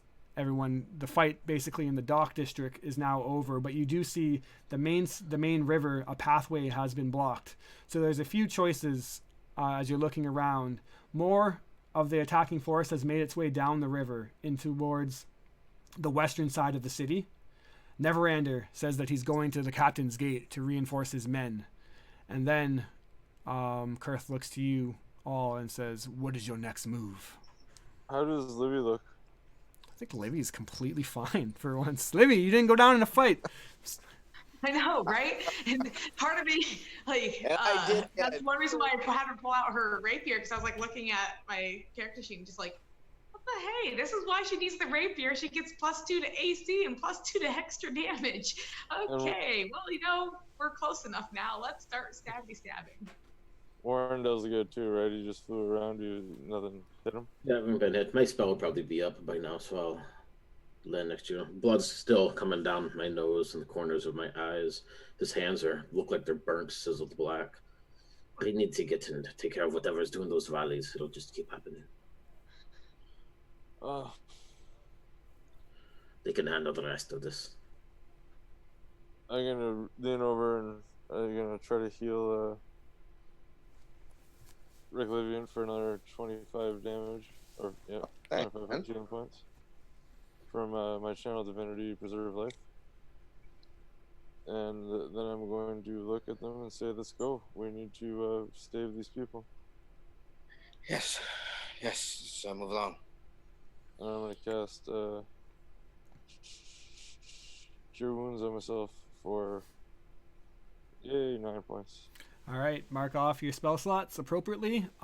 As you guys go to do that, Arbuckle, Lily, the princess pirate queen, she calls herself, just adding on more titles as she goes, and says, "Hey, not so fast there, Gramps.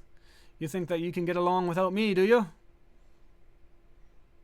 If Wait, you you go, want to come with us? if you go running off, then your old bones are gonna crack and you're gonna die. You need a proper pirate queen to help you. And these fuckers, they destroyed my ships. A member of the Yeah, cursed I think pirates aren't that- gonna lay down." And then I Cursed like this spirit. Lily Wasn't looks, she just a princess yesterday? yeah, she was a queen yesterday. Now she's a princess. Oh. I'm so confused. And you see stepping behind her 10 of her crew. They are Buckle Pirates. It's a motley crew to say the least. There's like this half orc that looks like he's half orc, half owl bear. You don't really know. There's like this rotund looking dwarf that's currently eating vegetables. There's a tiefling that is just adorned in the most noble clothing and pristinely clean, looking over himself, making sure that he hasn't got a speck of dirt on him. Just a weird bunch of people. And one of the men, a balder man with kind of darker skin and wispy white, big furry eyebrows and kind of deep stare to him, looks at you and says, "Wherever Livy goes, we will follow. Do you need any aid?" And Neverander smile, says, I like Neverander says, "I need any aid I can get. My men are probably getting destroyed out there." And Kurth says, "Lily, I do not think you should be engaged in this. You're too young. You'll get in trouble. I know you." And she begins to rally back, saying, "Look at me. I held myself out there. You don't know what you're talking about, Kurth. You never let me have any fun." And they begin to go back and forth, kind of like a father-daughter arguing. What do you guys do? She wants to join. Let's Let me go. see cool with that. Fucking right. Give me Well, all smiles. She wants to go with us. Yeah. So you can basically have some reinforcements if you want. Lily and the Arbuckle Pirates.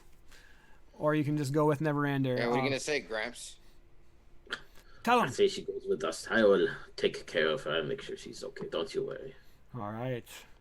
Then, You take care of Gramps, and Wright just goes up and slaps him on the back, calls him Gramps again, and walks away. Starts giggling.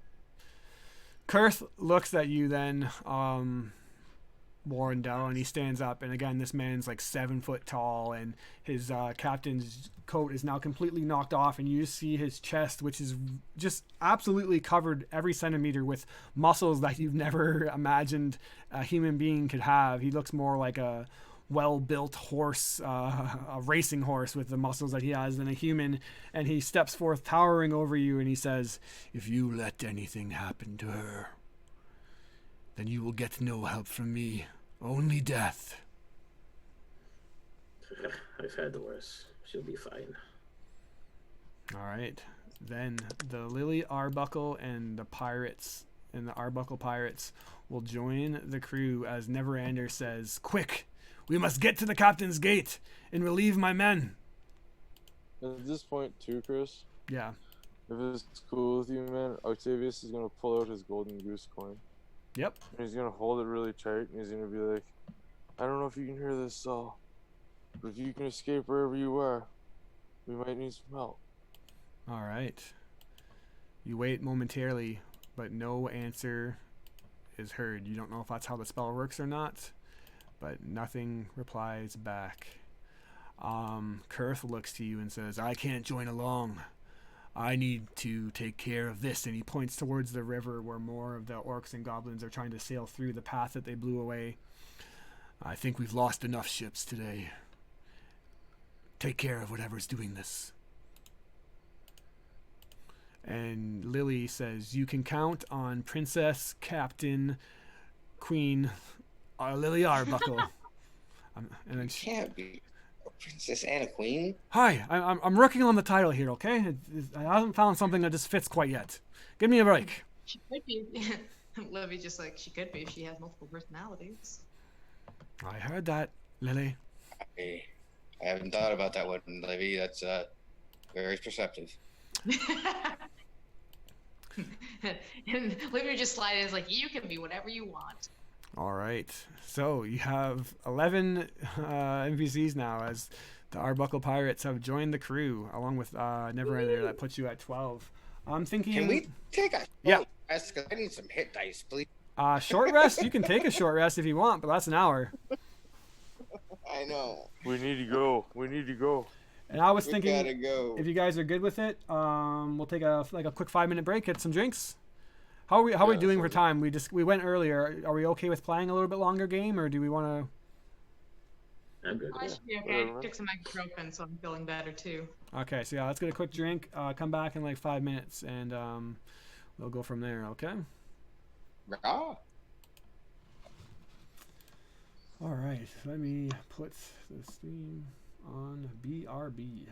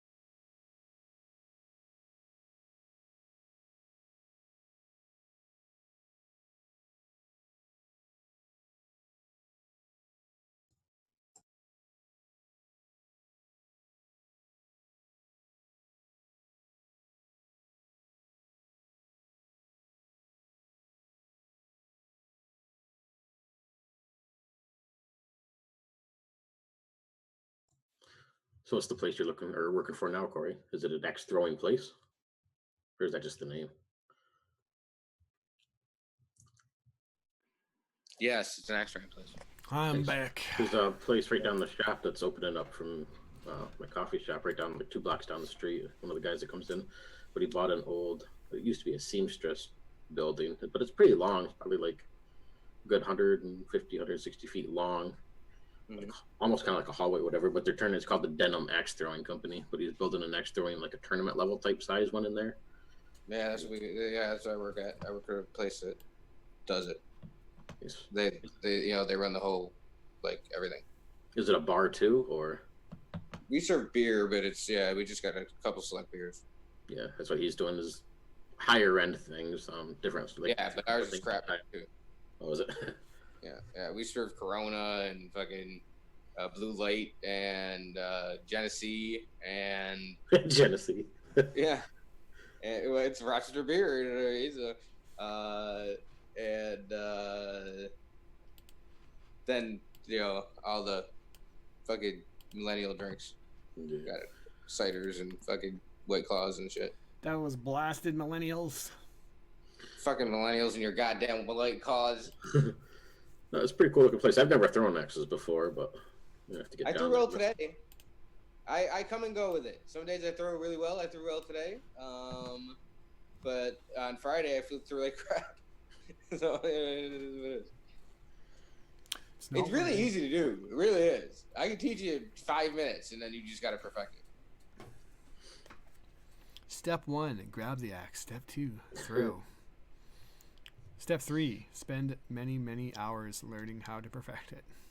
It always seemed odd though that you got these guys with axes throwing them around and they're all drinking beer. It sounds like the safest thing. Sounds pretty cool. Actually, getting bullseyes really isn't that hard. It's like There's an 8-point spot. That's the hard one. And if you can get that, you get a lot of points. You know what I mean? That's 8 points in 1 round. So. There's something beyond a bullseye. Yes, there's 5 rings, going from 1 to bullseye being 6. So 1 through 4 and then 6. And then up in the upper right and left-hand corners, there's a blue dot.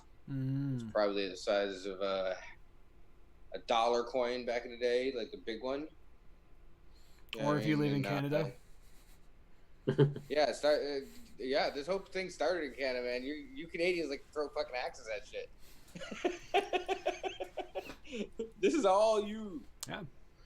That sounds like Dan's pastime, just out there hucking axes. That's how I imagine Dan cuts his wood down. You ever thrown an axe, Dan? You're muted. Yeah, more than once, man. Definitely. Like, probably 30 times a fucking month in the summer. That's awesome. Yeah, I just sit here, I got targets all over the yard. I just get bored and I'm like, I can picture that. It's fucking badass, man. it was a good time. I got a lot of land to fuck around with, so nobody's around. Awesome. How much land do you live on? 2 acres. But, like, in the back half, nobody's built on their back half yet, so it's pretty Come low. again? 2 acres. 2 acres? More than me, that's for sure. Yeah, you live right in the city, right? Yeah. Yeah, that's why. All right. The city or us? Y'all ready to fight some giants, sorry? No, go ahead. You're good. I'm ready. No, I need a full rest before. Actually, You can take a full rest. I'm sure the giants will hold off if you ask them nicely. Yeah, I'm sure. Hey, hold on. Can we just take a minute here? Slow down for a second. Time out. Time out. All right. Well, whatever. Here we go. All right. I'm gonna go down again, y'all. You better be ready. You begin running down the main street of this kind of civilian area of Luskin, where most of the non-pirate individuals would live. It's a pretty big city, and it's completely walled off around the perimeter. And then there's 2 gates. There's one gate where you're heading towards the Captain's Gate, and then there's the Mirar Gate, which is basically a bridge gate that is on the northern section of the city, and it actually connects the north half, where the pirates basically dwell, to the main city. There's 3 large bridges. If you guys pull up the actual stream on YouTube, there's a map of the thing. Since I can no longer get you guys in Fantasy Grounds for the time being, you're just gonna have to imagine it, or you can go check that out. But there's a map of the city there. And you guys begin running towards the southeast district, towards Captain's Gate. And as you run through, more of these projectiles are launched through. You quickly see the devastation that they have done to the city. And you see buildings crumbled on fire, burning. You see bodies just absolutely ripped apart by these adamantium balls, and now you see a couple of them just glowing red hot in the city. And it kind of makes sense as to why maybe Kurth was overcome by one of these balls, because adamantium is one of the strongest metals in the world, pretty much indestructible. And the fact that these giants are just launching huge chunks of them into the city is absolutely devastated. But as you run forth through the city, give me a perception check, everybody. 18 plus whatever my mod is. All right, that's more. Which is not a good one, I don't think. Oh, yes. I got 5. Five. What about Reich Liviant? Not interested. Not interested. All right. Well, Warrendell. Let's see what Lily rolls. She rolls pretty terribly too. Everyone's focused except Warrendell.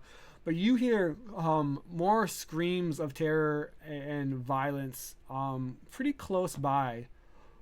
And over the hurling balls of flame above as the barrage continues relentlessly decimating the city, you look down one of the alleyways into like the kind of common area where a lot of just basically like common folk, not nobles or anything, not rich, not poor, just like the middle class would dwell. And you see this large fur-covered creature that's adorning this strange, almost oriental-looking armor.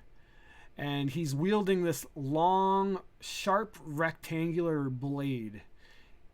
You're running by and you just hear the clopping of his hooves as this bipedal creature stands on the ground, standing maybe like 8 feet tall. His hooves are heard on the impact. This heavy, muscular creature. And on the top of his head, he has these great ivory horns. It looks like a yak, but in the body of a furry, muscular man. And you see that he is relentlessly just hacking a man trying to protect a friend of his in half. And then a woman jumps forth with weapon, just yelling, and starts stabbing into his arms. He knocks her back into the side and then picks up a child by the hair and begins dragging him through the street. You see other militia engaging a couple more of these yak men. And you see Octavius running towards. Yeah, you see everyone else running by. Nobody else seems to notice, but there seems to be another fight going on in the city. Since Warrendell is the only one to see this, it's up to you whether you address it or not. Obviously, the city is under attack. You know that you can't be everywhere as much. I don't know what's going through Warrendell's mind. Are that thing still doing barrages and stuff? Too? Yeah, every like couple of seconds, another barrage is launched. You can see his frown a little bit and see everybody keeps running. He'll take a note of these things, but that would be more of a priority, is getting these barrages to stop, because if we don't stop that, then it doesn't matter anyway. So absolutely, yeah, he looks rather pissed about it, but yeah, he would keep going. That's what I thought. Tough choices are needed to be made in situations like this. And you run forth and you see the captain's gate quickly approaching. Basically, this large iron kind of portcullis has been drawn down. And you immediately see archers basically running on the opposite side of the wall up this kind of cascading staircase, veering back and forth. Several archers are running up. And then you hear a large crash as the stone wall begins to just crumble at the top, and several more archers up top are launched over as a boulder slams into it. They scream and fall to the ground. You hear the crunching snap of their bones. More archers begin to run up the stairs and try to reinforce, but there seems to be a heavy battle going on the outside. You see a man yelling, "Raise the gates! They're getting murdered out there! Raise the gates!" And another man says, "No, we can't! They'll get in! It'll be the end of us! They must fight!"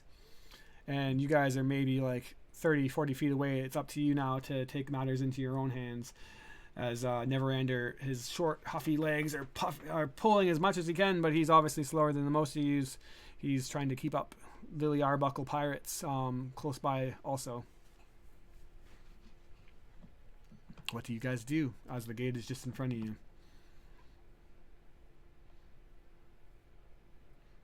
Are we going towards to help Neverender? I thought he was going the other way. Now he's running towards the gate also to back up his men. If you wait for him to see what he does, he runs up and he says, "Soldier, give me a report." And one of the men says, "Commander, the forces, there's so many of them. The giants, orcs, all of them. They've been crushing us. We can barely hang on. It'll be moments before the gate is lost." And then he'll ask, "The siege engines, they're absolutely wreaking havoc. How many are there?" And he'll reply that there is about 5 that he's counted on the outskirts, but there's a heavy giant force in between them and it, or them and you guys. And he says, "Quickly, up the battlements. We must see what's going on." And he begins to run up one of the staircases as another boulder slams into the wall. This time, a section of the wall is actually broken forth and crumbles in between itself, leaving the city almost able to be penetrated, but about half the wall remains. Do you guys carry up the stairs to see what's going on? Octavius would probably, if he saw this, start helping. Start swinging. There's no, you haven't seen any forces yet. Basically, the wall separates you. You see in front of the portcullis that's been drawn that there is men basically backed up in kind of like a 300 position, just a circular, semicircular, spears drawn, shields down, trying to hold back what looks like orcs, more of these big, furry, muscular yak folk. And then loud pounding, and then you hear the mechanical sound of a winch releasing, and then big bolts of adamantium flying overhead. If you run up the stairs, you will see that in the distance, 100 feet away, are these black iron siege engines with these spiked black wheels completely decked out in iron. And you see a fire giant standing beside each of them, commanding 2 ogres to launch these balls of adamantium, loading it onto it, and then giving the command for these orcs to just pull the trigger, and a bunch of the balls start flying over. You look up and you see that there's archers on the battlement on your side, firing volleys into a swarm of orcs, ogres, and yak folk. Just this massive battle going down beneath, where much of the Sword Coast Coalition has been absolutely decimated. And then at the front gate, screams of anger and agony are heard as the remaining force of the Sword Coast Coalition hang on for dear life. And there's this fire giant, much younger looking than any of you've seen. This one has no beard. He actually has his hair tied back in this short kind of little ponytail to the back of his head. The armor that he's wearing is black and gold and kind of glows with this ember heat to it. And he has glowing red eyes and shimmering red hair. And strapped to each of his hips are a large iron forge bucket. And on each of these forge buckets on his hip, there is molten iron that is just melted and glowing. And you see that there's bodies and blood and molten just splattered all across the battlefield.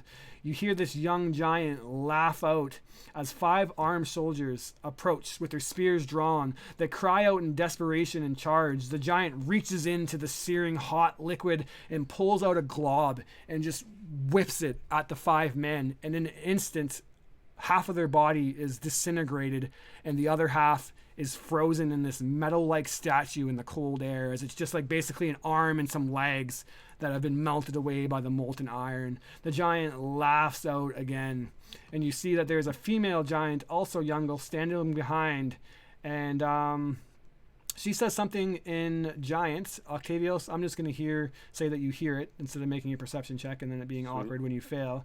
You hear her saying in an annoyed voice, "Mother told you to stand at the gate, not interfere in the fight, brother. How much longer until she gets the last piece of the Dragon Slayer? These rodent screams are so annoying." I would transmute all this to everybody at the same time. That's The younger boy in his teens, these both are kind of in their teens, says, "I don't know what you're talking about, sis. I like the way they boil and scream. This is fun." And yeah, that's what you see, this massive battle going on. So yeah, if I see that guy and I hear him talking and I realize that he's just doing what he's doing to be a fucking dork.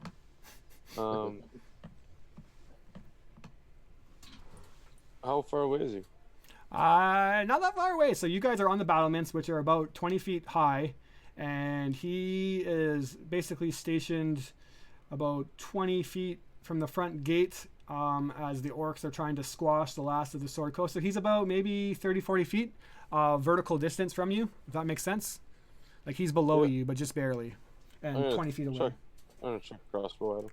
You're gonna chuck a crossbow or shoot a crossbow? I'm gonna chuck a crossbow bolt at him. All right. Chuck away. That's a 10. 10. Absolutely misses. He doesn't even seem to notice it shoot. So what seems to be leading most of this? Is it these two, or is there some sort of notable leader or something? It seems like this many people. I guess I'd probably look over to Neverend and. What do you want us to start with? Do you want us to take out these sieges? Do you want us to kill that blasphemous little fool and his sister? What do we need to do? He says, "My men, they can't hold on any longer. But if we don't take those siege engines down, the city will be lost. Can you take them down?" They're far back, right? 100 feet away. So, if you can clear a path for us to get to it. Are they in a straight line? Yeah, so like basically stationed next to each other. They're not right beside each other. There's a good distance between them. That's okay. So okay. I'm gonna look at this. I'm gonna look to Warrendale and be like, I think I can reach them from here. At least let them know that someone's coming. And I'm gonna throw up wall of fire. So the range is 120 feet. But at that 120 feet, I can make a wall up to 60 feet long, 20 feet high, and 1 foot thick. Or a ringed wall up to 20 feet and blah, blah, blah crap. So what I'd like to do is I'd like to get all of the siege weapons in a row with this 1 foot line of how flame. wide can it get, sorry? 1 foot thick. Or no, so how like, what's the word I'm looking for? Long can it be? 20 feet? Long. 60 feet long? 60 feet long, 20 feet high. Yeah, you can encase. So I'm gonna say with 60 feet, you could probably not encase them all, but I'll say 4 of them. All right, so with 4 of them, that'll be 5d8 fire damage. And I'm casting this at level 5 to take my last level 5 spell, so it'll actually be 6. All right, go for it. Are you casting these on the siege things themselves? Yes. Like the engines themselves, or the people operating it, or what do you got? What do you The got? engines themselves. Okay, go for it. And so it's a dex save, DC 13. Yeah, siege engines can't really make a dex. They don't have anything to do, so I'm just gonna say you hit. Also, all the creatures using it, so that's just a bunch of dex saves. I'm gonna make 1 dex save across the board for each siege engine, because otherwise that will take me an eternity. So it's 26 then.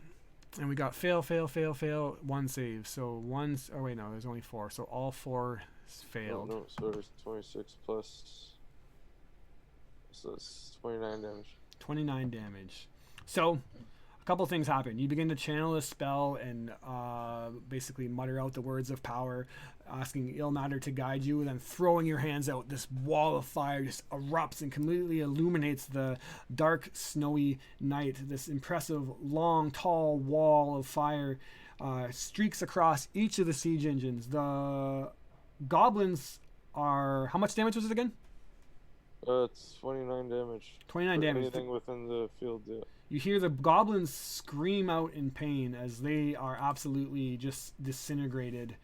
The people who actually, or orcs, sorry, I don't know why I said goblins. The orcs are disintegrated as the people who fired the siege engines are killed.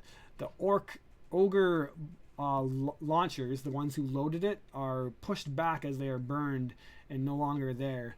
But to maybe your surprise, maybe not to your surprise, the siege engines are completely immune to fire damage. And then the fire giant walks up, one of them at first, because they all step back momentarily surprised. But then a fire giant that was manning it and giving out the orders walks up and then slams his hand into the trigger, taking no damage also, and fires another volley. He yells at the ogres to load again. and they slowly, because the fire is burning them, but they're each going to make an intimidation check. Basically, siege engine's immune to fire. You destroyed most of the people that load it, but the fire giant is also immune to fire. So you've slowed down the volley. You've bought some time, but you haven't shut it down completely, unfortunately. Yep. That's awesome. At least there's everything there. Are they on like a hill coming up? Is that what you said? Yeah. So it's kind of like a valley almost. Nothing too major, nothing like dramatic. Just like this kind of natural, slowly declining valley towards the gate. They don't have any. They're definitely not above you guys on the 20-foot high wall, but they have a slight elevation to the Sword Coast Coalition. Oh, we're in the valley? Yeah. Oh, okay, gotcha. Only by like a couple feet though, nothing too drastic. Right. All right. What else you guys got planned? As you've slowed down the operation, but it's only a matter of time before they fire another volley. Is somebody pushing these things or driving them, or They seem stuck into the ground. They have wheels, but currently there's just like this anchor kind of put into the back so that when it fires, it doesn't launch it off course. It's basically just like set into the ground and sieged momentarily. It seems to be a fairly impressive and well like thought out design. These fire giants are pretty good at forging stuff, and this is a pretty high tech kind of siege engine compared to what you're used to seeing. and are they like really big? Giant size, yep. Okay. A little off kilter maybe, but Warren will grab a hold of his back and swing it around, sifting through there for a second. Pulls out the small looking bell type thing. I'll point it at one of these siege engines that seems to have quite a chunk of people in front of it and give it a little shake. I have my chimes of opening. Can I unlock whatever that lock is or holding the thing in place so that it rolls forward? Yeah, that sounds really cool. Hold on a second. Let me Chimes of opening is an object within 120 feet can be opened, such as a door lid lock. And as long as it's awesome. Unless the sound can't reach the object. Well, as long Absolutely. As it's So, yeah, you just pick one at random. I'm going to assume...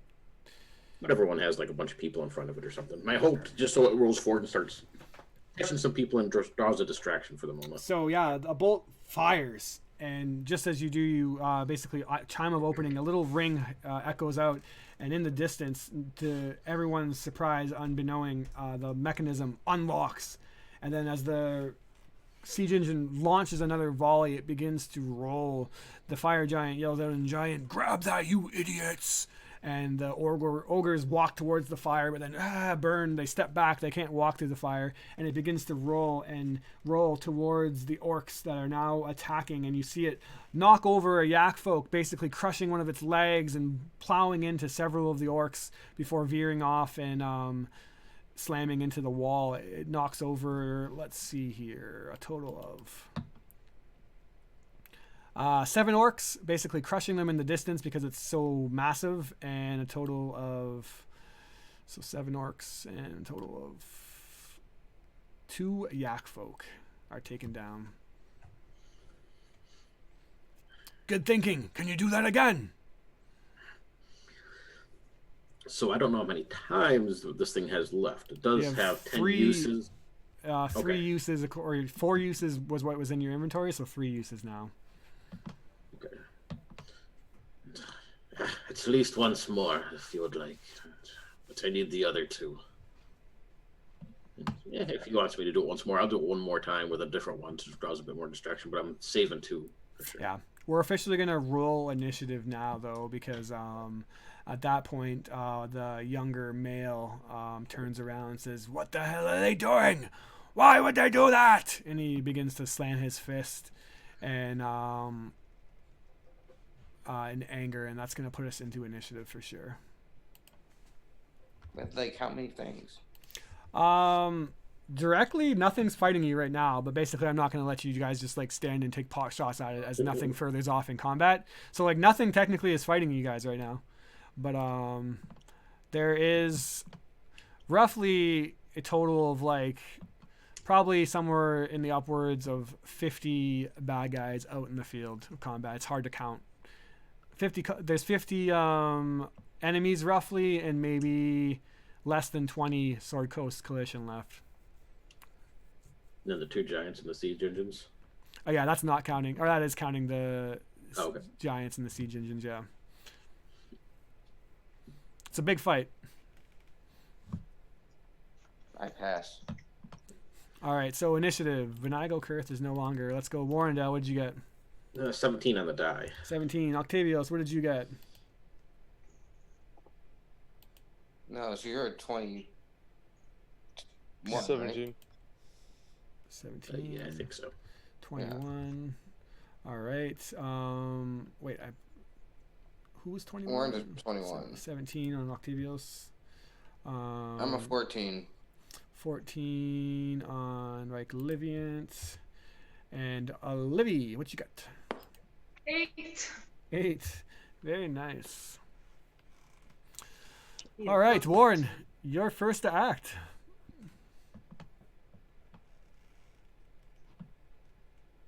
Well, can you let me know what my 3rd and 2nd level spells are? I just want to make sure I have the right ones on my sheet. Yep, I got you. 3rd and 2nd?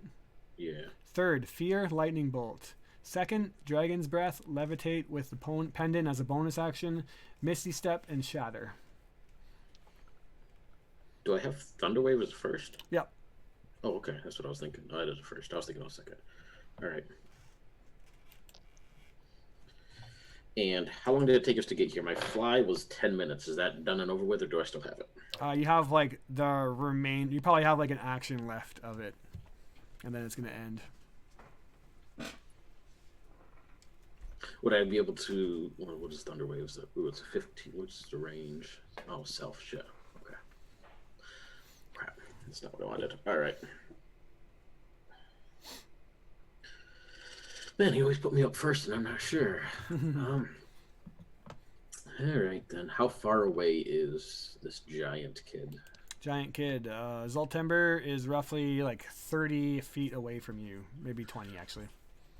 It's only about 20 feet, so I guess it doesn't really match. All right. With these chimes of opening still in hand, I look over at him, knowing my spell is about given up. I'll fly out just enough to give him so he's within 15 feet of range. So just maybe like 5-10 feet out. I'm going to use for my... I used my... Crap. Thought I had sorcerer points left. I don't, though. Indeed, you are out.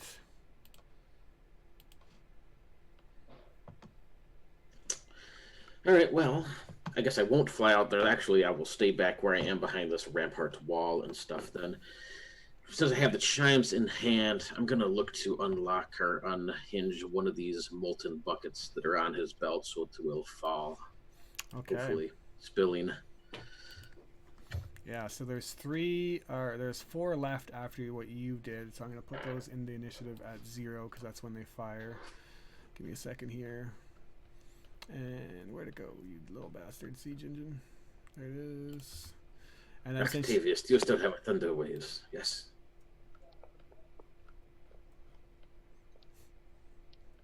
Octavius. I don't think I do. It's been a while. Livy, do you? If you'd pipe up, be like, I know Thunderwave.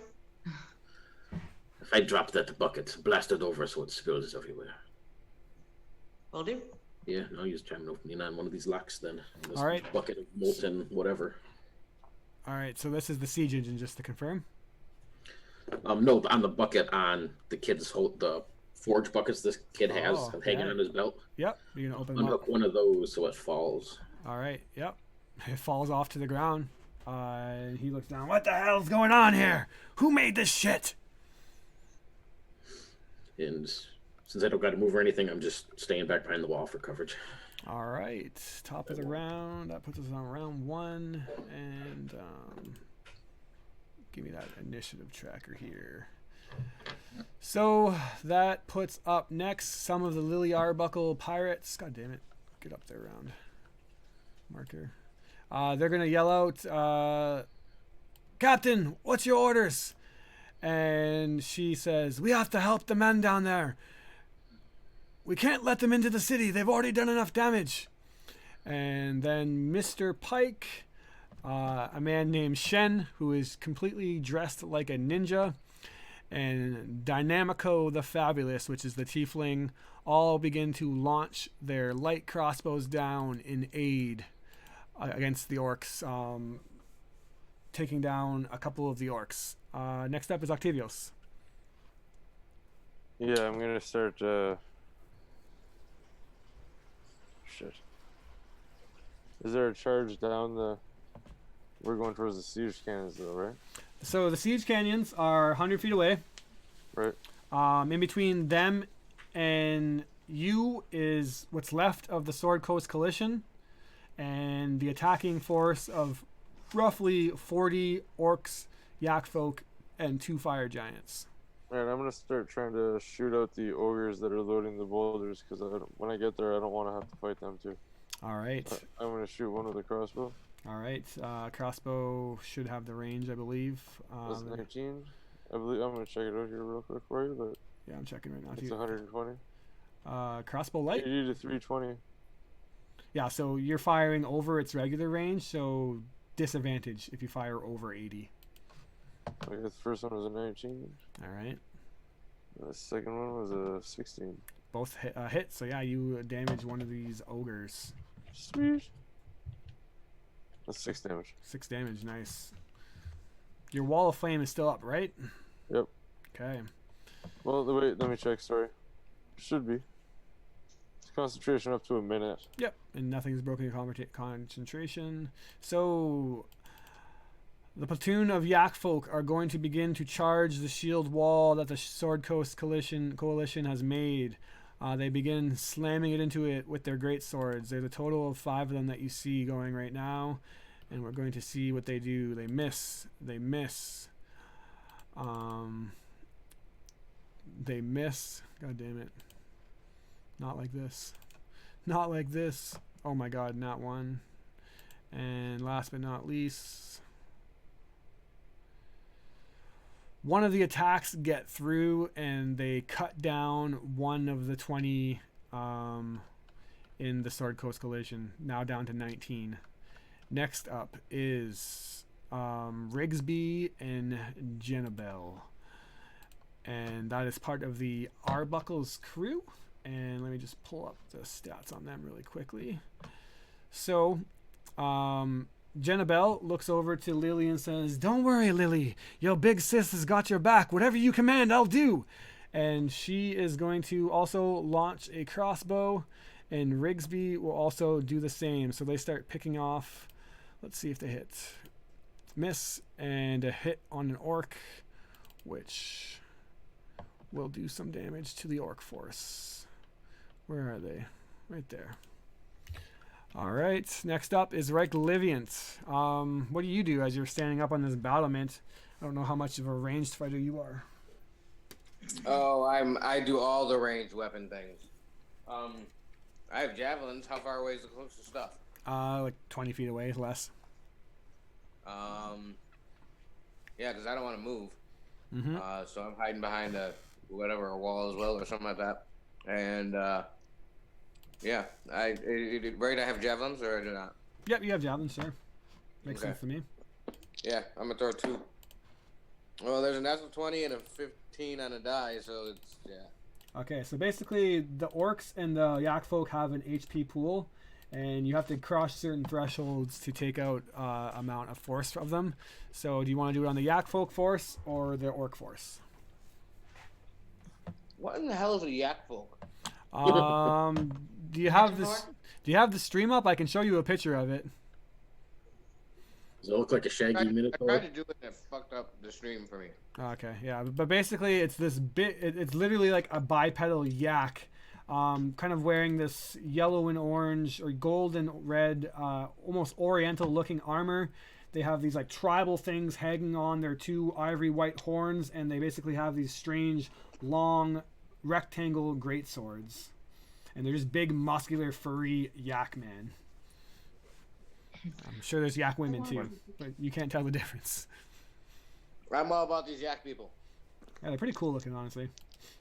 All right. Got my picture. So the first rolls for my crit. That's a 6. So that's 12 damage plus whatever I get a bonus of. You see it, I don't. Okay. What's your bonus And the again? next one is 1. Oh, javelin. Yeah, javelin's +8. Okay, so the first one is 12 and 8 is 20, and the second one is 9. Yeah, 20 obviously hits. 9 definitely does not. No, those are both already hits. That's Oh, your damage. Got you. 29. Perfect. 29 total. All right. Sorry, sir. The yak folk are much sturdier, so that's a larger health pool, but there's fewer of them in the field. Oh, and at the end of my turn as a bonus action, I'd like to rage. All right, you do so. Okay, so yep, that's the force is in. Oh, not 3,000. That would be a lot of health. Okay, next up is, oops, get back up there. Zalt Timber is his name, and he is the young giant boy.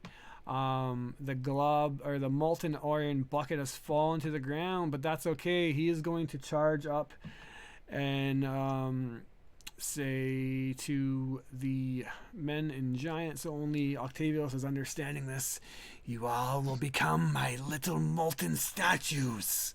And he glob of molten irons. Run!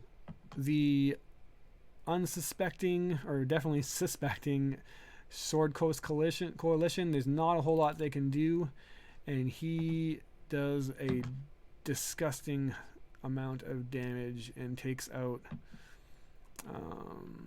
let's see here, oof, that's 5 of them, so we're down to 19 minus 5, 14 men left. He is going to be a problem. He'll decimate that force in no time if he's not taken care of. And next up is his sister Cinderhild, and she is not doing anything. She looks bored and says, "Brother, I don't like the way they scream. Stop that at once." Captain Lily Arbuckle, she goes by now, says, "If we don't do something, they're going to be screwed out there. We have to take down that big ugly one. Hey, you, ugly, with the man bun. You look like an idiot." And she's going to fire 2 hand crossbows at him. And unfortunately, both miss, which puts up 2 more of the Lily Arbuckle crew. Cannon Man, he goes by. And Grizzly, which is the half orc, half owlbear. And Cannon Man is just a man who loves explosions. He's this big, rotund, barrel-chested man, and he just pulls an explosive barrel that the goblins were using. And you don't really know how he's got it this far the entire time. And he smiles and he says, looks to Lily, "Can I do it, Lily?" And then she says, "Fire away, Cannon Man!" And he just hucks the explosive barrel, and Grizzly launches a bolt at it and explodes the orc force for a total of 13 damage onto the orc force. Next up is Lily. All right.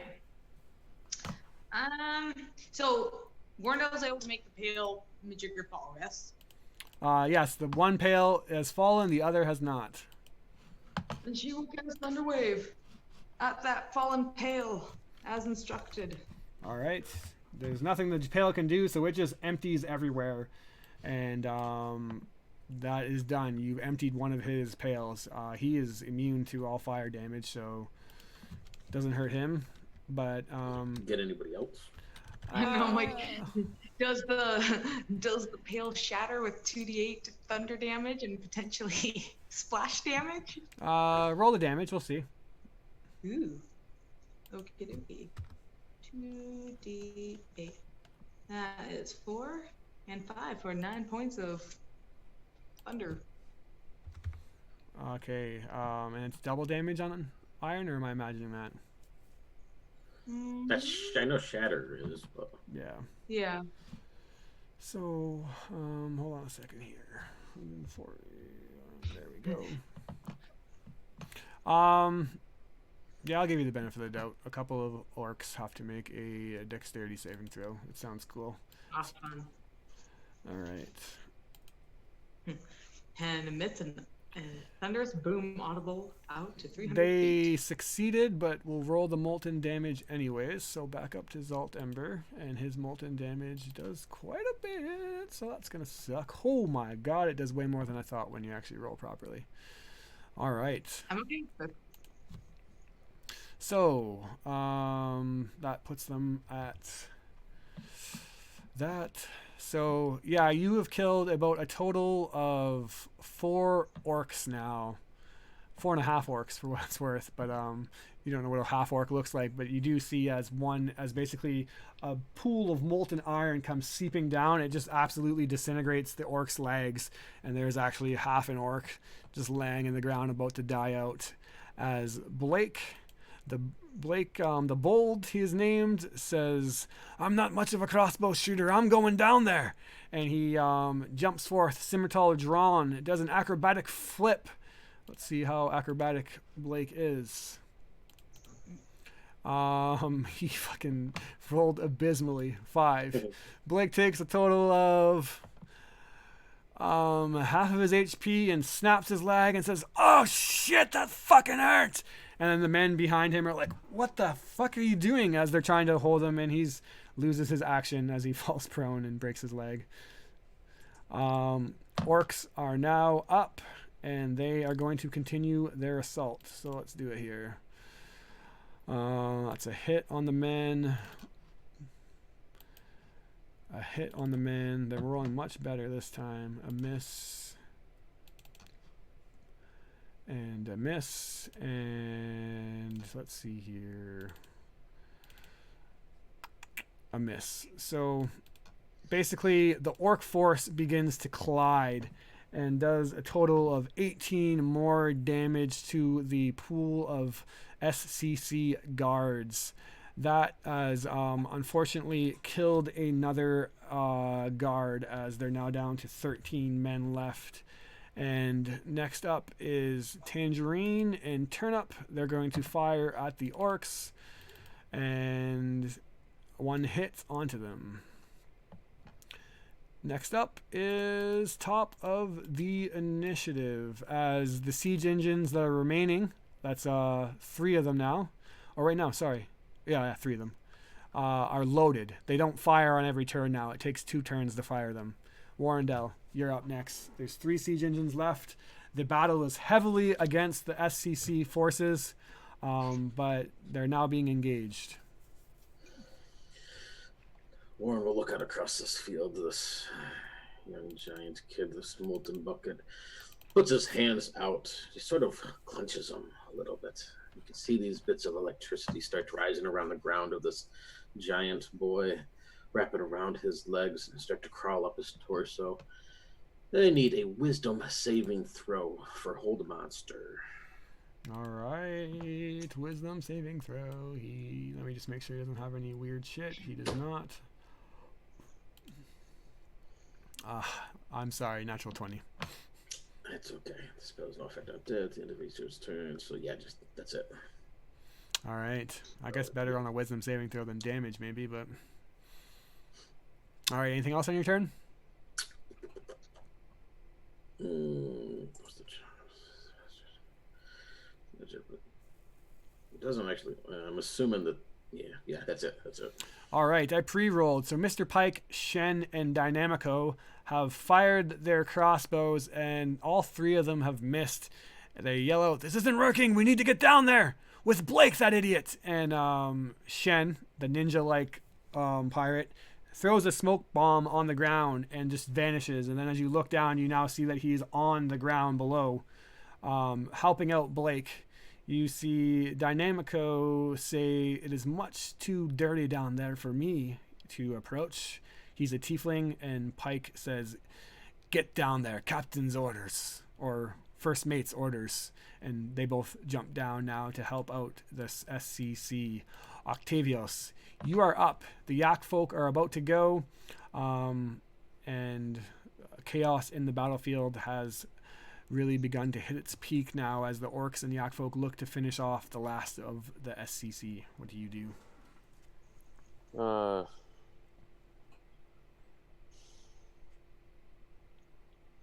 I'll cast Shield of Faith around myself, and I'll charge into battle to distract from the SCC. All right, so that would mean that you'd have to jump off the 20-foot battlement. Well, I'm gonna hopefully run down the stairs. The gate is drawn. Or shut, sorry, not drawn. Vice versa. There's no stairs outside of the gate, because that would be pretty counterproductive to having a gate. No, absolutely. I'm just wondering. So it's up to you. You can jump off. You can ask them to raise the gate, and then shut it really quickly. No, I think I'll just crossbow the first thing I see. Yeah, sorry to block you off like that. Yep. Your choice, yak folk or orcs. The orcs have taken more damage, so it's up to you whether or not that's better or not. 21 to the yak folk. 21 to the yak folk to hit. Yep. Go ahead and do your damage. That is a 3 for damage. 3 damage. Still not a single of the yak folk have been destroyed yet, as they are much more burly than the orcs. And they are up next, and they are going to launch their assault on the SCC's shield line. It's a hit. And I should have pre-rolled this too while you were doing your turn. A miss. A hit. And a total of another hit. So that's going to be a lot of damage. Yikes. Sorry, SCC. Sorry. 30, 47, 53. Ouch. So that has finished off 3 more of the SCC. 4 more. 9 remain as the wall is broken down. No, 3, sorry, I'm wrong. I'm cheating you guys. 10 remain. Next up, Rigsby and Jennabelle are going to fire their crossbows as Reich Liviant. You can act as they're doing that. You know that the way things are going, Reich Liviant, that standing up here and just doing these ranged attacks are not... The line's going to fall. The line's going to fall maybe in a few seconds. Yeah. Alright, I'm all fucking zenned out with my ancestors. And I look to my party and I go, we must run. Catch me if I fall. And I jump. You said it's 20 feet? Yep. Is there people close enough that I can just stage dive right onto people? With a cool strength check, athletics check, we can probably make that happen. And yep. And I'm raging, so I'm gonna get advantage of that. That's another natural 20. All right. You easily make it into the fray. What does it look like? What are you doing? All right, yeah. So he, actually, I don't need that roll because I'm going to do my Asmar protector ability. Let me see what that's called. Yeah, the wing thing. Yeah, that wing thing. Yeah, no worries. I know what you're talking about. But I gotta know what it does too. So give me 2 seconds. D&D Beyond. 1, 2. Time's up.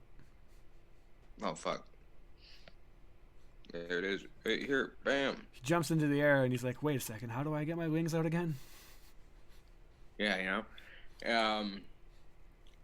Yeah, I jump off the embankment, and flies up next to me is my wife, and she takes my hand, and the wings come out, and we fly down, and I'm going to. So since you looked it up, is it an action or a bonus action? It is a bonus. Okay. Oh yeah. I deal extra damage. Equal to my level. Cool. So, during the next minute. So, yeah, I'm gonna jump off there, and I'm gonna swoop down, and I'm gonna punch the first yak person I can see in the face. All right, punch that yak out. yak No, I'm not off, doing bro. that. I'm actually gonna stab the shit out of him Okay. twice. Yep. And actually, that was an idea that I had that I was gonna do, but then I rolled a 2 and a 4. Roll an advantage since you rolled a nat 20 on the athletics check. So your first attack misses. Actually, now it's a 20 and a 29. There you go. So one strike gets through at least, as these angelic wings and spectral. No, that's the replacement rolls for the first one. Oh. So I have a 20 and 29. Okay. Right? Or 20 doesn't hit. No, because you rolled twice, so 2 and 4 fail. But then, so your first attack And I fails. rolled. Yeah, okay, I see. Yeah, and then 20 and 20, you get one attack through, and yeah. So go ahead and do your damage. Sorry, that was confusing. Confusing. 2d6. That is 2 6s from what I see. Nice. That's 12 plus what, 6. 8 or some of that. 12 plus 6, total 18. Okay. Nice. Yeah. So finally, one of these yak folk have been taken down as Ryglivian jumps forth into the air. Wings sprout. Go ahead. It smashed me in the face with my maul. Yep, and he is taken down. Zolttember is next, and he says, "Oh, I like the one with the shiny wings. I think I'll make a trophy out of him." And he's going to step forth, and he still has one molten iron bucket, Ryglivian. So good luck, my friend. As he is. Wow, you're a real butthole. Yep, he's going to chuck it at you. And you know I'm low on hit points. You're a big jerk. You jumped in there with the shiny wings and the big ass weapon. You're looking cool. Hello, I'm Ryglivian. He missed. Oh wait, is that a recharge? Is that a recharge ability or a? I wouldn't make sense that it's recharge. No, it's ranged ability. That's a weird. Okay. Yeah. So he misses you. That's interesting that it's not a save. Okay. Really? Yeah. I'm trying to imagine how that even makes sense, but okay, cool. I'm the man with the shiny wings, and I just kind of fly away. Yeah, sure. That doesn't make any sense to me, but we'll go with it. Cinderfield says, "Brother, that one looks particularly nasty. Be careful. Mother will kill you if you dent up that armor." And she will finally get involved and say, "Look at all the rodents on top of that wall. They must be decimated." And she picks up a rock from the ground and hucks it towards you guys, but rolls a natural 1. Fuck. Misses. Captain Lily Arbuckle says, "Well, if my men are going in, so am I." And she leap of faith off, doing a somersault flip. Lily Arbuckle is much more acrobatic, and she rolls. Nope, she rolled a 3 and a 1. Luckily, Mr. Pike is down there to catch her though, but she loses the rest of her action as Cannon Man is going to somehow, you don't even really know at this point how, but he pulls out another barrel and chucks it into the crowd, and he does a total of that to the orcs, which has almost halved their forces. And Grizzly, the half-orc, half-owlbear, jumps down, and can anybody from the Arbuckle crew make a smooth landing? Let's see. Hey, he did it, and he's going to, instead of using scimitars, use the claws on his hands. 2 strikes, a hit, and a miss against the orcs. Next up is Livy. Go ahead, Livy, you're on mute. Yep. All right, stuff's happening. Woo! The giant child, those wonderful lava buckets. She's gonna take aim. Go for it. Let's see how some ice damage feels.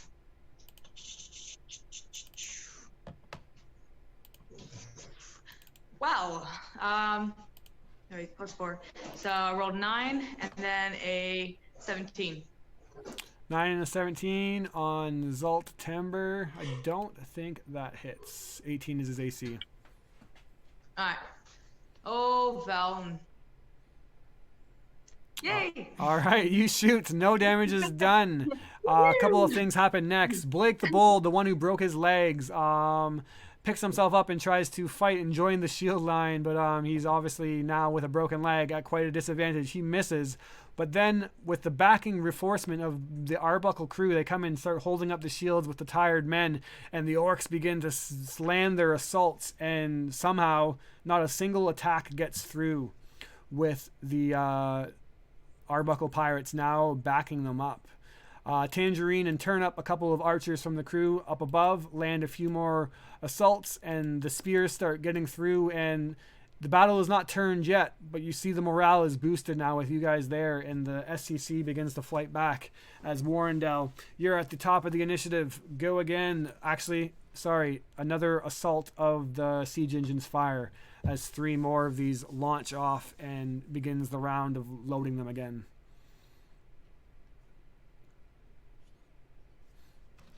We're going to actually, no, they're not going to fire at you yet.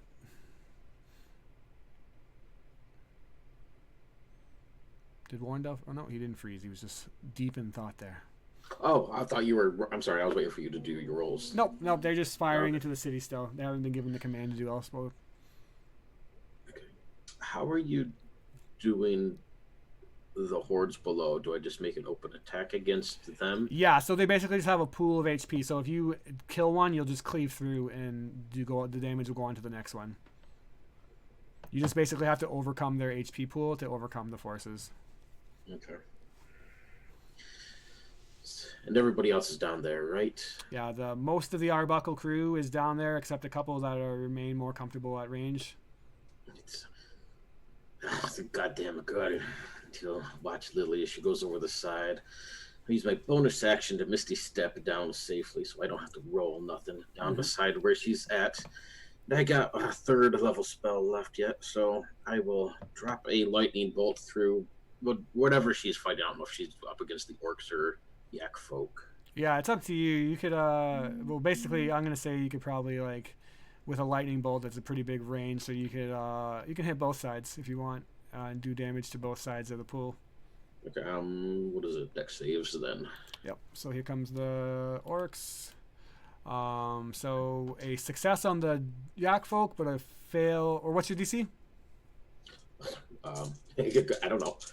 8 plus your 8. Proficiency, which is 4, plus your Charisma, 12, which is 5, 17. 13, 14, 15, 17. Yeah, so both, 1 fail, 1 success. All right, so let me just do the total, and then I'll tell you from there. 10, 20, 33, 36 total.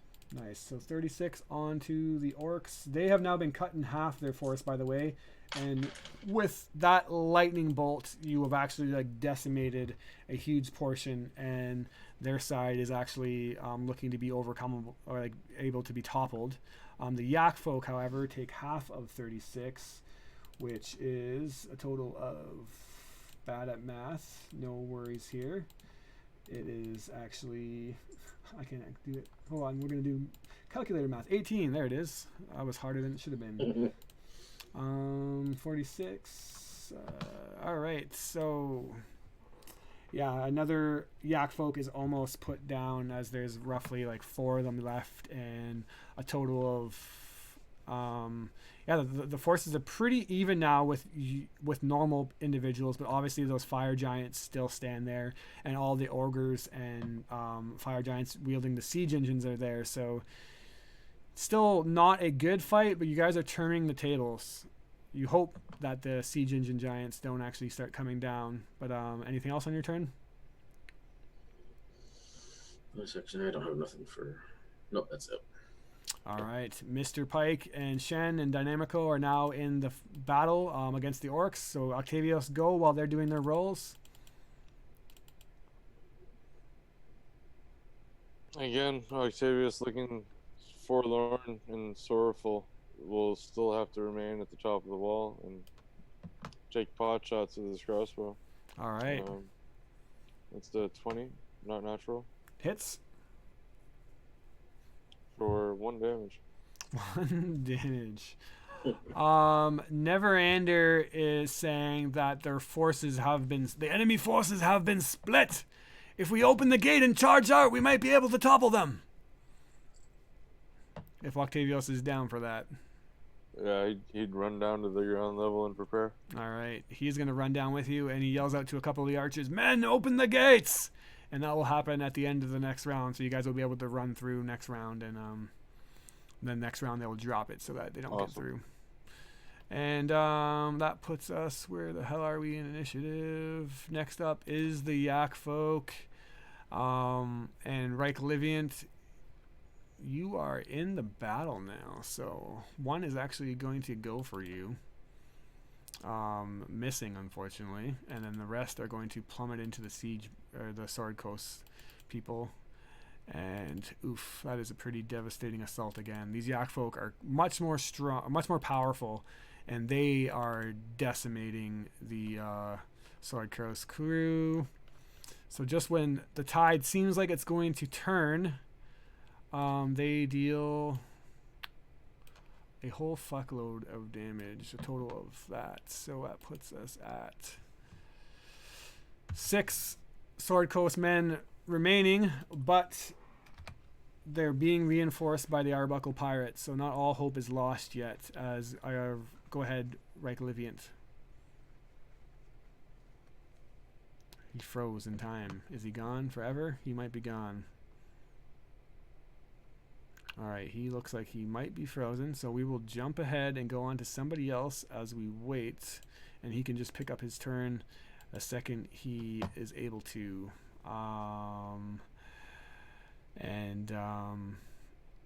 The Zaltamber is going to reach in and fire another glob of magma at the now Sword Coast people, and "You're getting in the way of my winged statue." He launches a bucket at them, and they actually are able to fairly decently block it off. 1 man is taken down. Remaining 5 soldiers left. Next up is Captain Lily Arbuckle and crew, and then the next player is Livy. So go ahead as they do their things. Helps if I take myself off mute. Yes. Let's do this again. Giant child. 20 and 25. Both hit. Those hit. Excellent. Nice, wonderful little bits of ice damage coming their way. That is 7 and 5, so 12 points of icy damage. Yeah, this one actually hits him now, and he does not enjoy that cold, icy bolts against his flesh. Are you back, Reich Liviant? Or have you frozen in time again? I am here. I All right, believe. your turn got missed roughly, so you can go up. You can go now. Jump into the combat. The orcs actually, Right, I was going to say this so after Livy's turn, sorry, but the orcs have actually been destroyed by the Arbuckle Pirates. They've been completely overcame, but that still leaves the Yak folk and the giants. So what do you do? Yeah, that yak folk that tried to hit me, Mhm. I'm gonna hit him. All right, hit him up. Alright, give me 2 seconds.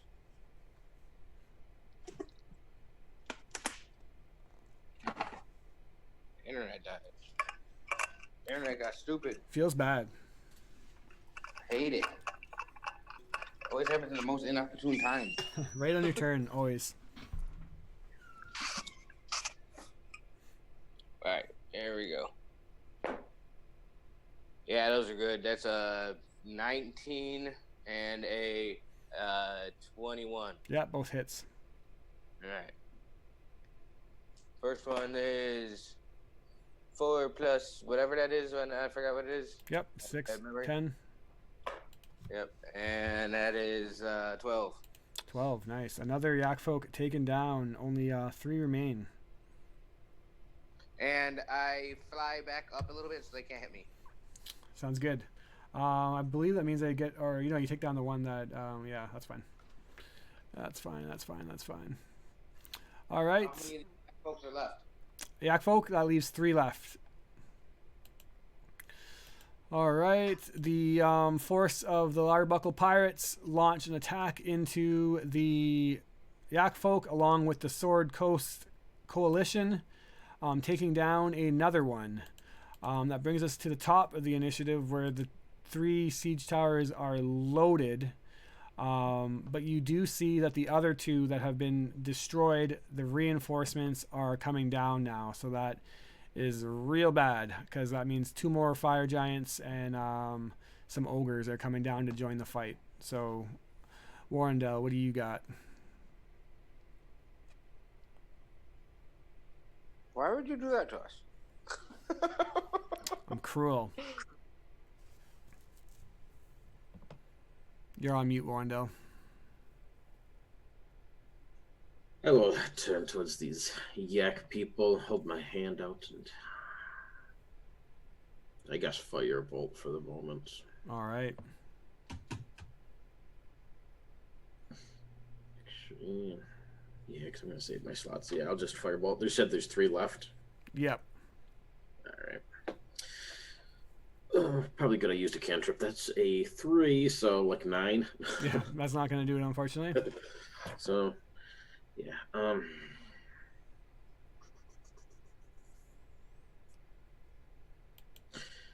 Yeah, I guess that's it. All right.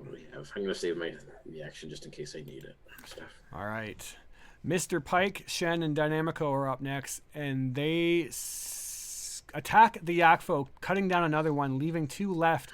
And Mr. Pike looks over to Lily and says, "Lily, those 2 look like nobility. If we capture one of them, we might be able to turn the tides. They're important, I can tell by their self-righteous, snobbish ways. It reminds me of you." And she says, "Aye, what do you mean by that?" And then Octavius, you're now up. The gate is lifted. You can charge forth. You can do your shit. Go ahead. Alright, I am going to cast Crusader's Mantle. And I'll cast it on myself, so anybody that is within 30 feet of me will feel my aura of power radiating into their bodies. It'll awaken boldness in friendly creatures, and they will all get 1d4 radiant damage to add to their weapon attacks. Awesome. Cool. Yeah. And you will charge forward. Charging forward. Anything else, or is that your action? Will I be able to get into battle? Yeah, you can get into battle. I'd like to get into battle, and I'm going to fucking throw down some All right. warhammer shit. You are there. The Yak folk, only 2 remaining now, begin to back off, readying their attacks. Rigsby and Jenabel, who are up top, fire crossbows into them, wounding them even further. They're trying to push back with a disengage. Right, Liviant, you're up next. It's Zaltember, 2 Yak folk, but in the distance you see 2 more fire giants and some ogres coming to join the fight. You hear Lily Arbuckle say, "He's right. Capture one of those noble snobs and we might be able to do something." All right. Let me see. Can you look? Do I have? How big? How much bigger are they than me? A lot. They're huge. Oh, they are. Yeah. Shit. All right. They're huge. They're huge, huh? I think. Let me look real quick. Oops. Where'd it go? All right. So, I'm going to try to finish off another yak person. All right.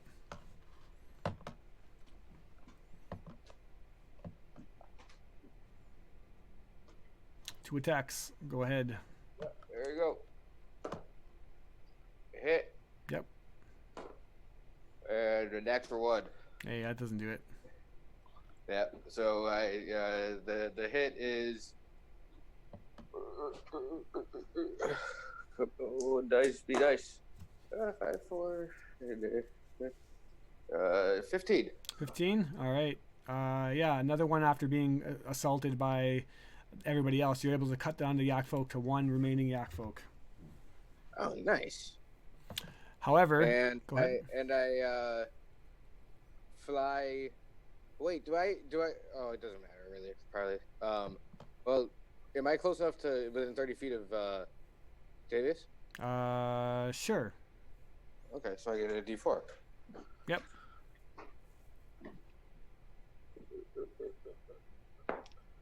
Three. Yep, 3 more damage. Okay.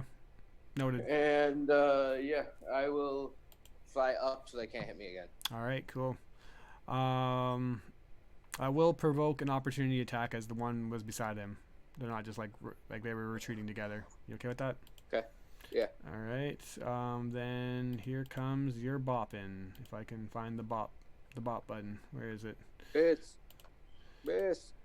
Hit. Come on, great sword. 1 bop coming at you for 16 to hit. Yeah, it just hits. That does hit. All right, now you get to see what these guys are made of. They hurt quite a bit. 20 damage. Okay.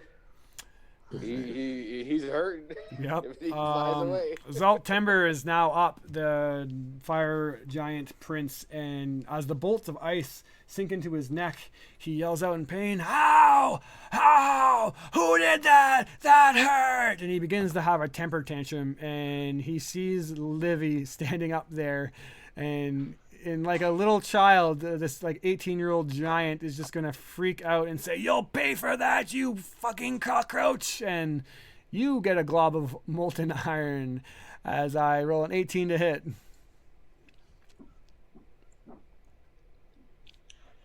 Hey, let's go back. Shield. Haha, in your face. Shield.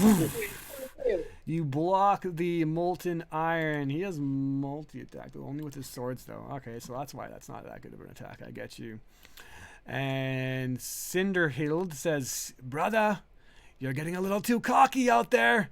Look at, you're having another one of your temper tantrums. This is embarrassing. Stop it." And she is going to say, "Fall back at once. Let the other giants take care of this." Lily Arbuckle and the crew, Grizzly and Cannon Man, are going to assault Zaltember, trying to take him down. Livy, what do you do? They're going to just basically start doing damage to him. Yeah, she's gonna roll. Like, haha, try again, sucker. With 26 and 17 to hit. Nice. Hit and 17 misses. Alright. And we're sending a grand total of 3 ice damage. Beautiful. Getting it done. However, Arbuckle crew and friends actually do a pretty significant damage to Zaltember with Lily Arbuckle's sneak attack and all the other things going off. They begin to run around his feet, stabbing into him. And for each blow, he acts as if it's the end of the world. You can tell that this is not a combat-readied noble prince. He seems to be rather shocked that anyone would have the audacity to attack him. Next up is the guards, who are going to continue to attack. The siege engines are now loaded, and you hear Zaltember say, "What are you doing, you fools? You see them attacking your prince! Fire at them at once!" And they will begin to change the siege towers and aim them towards you guys. Warrendale, you're up next. That's bad.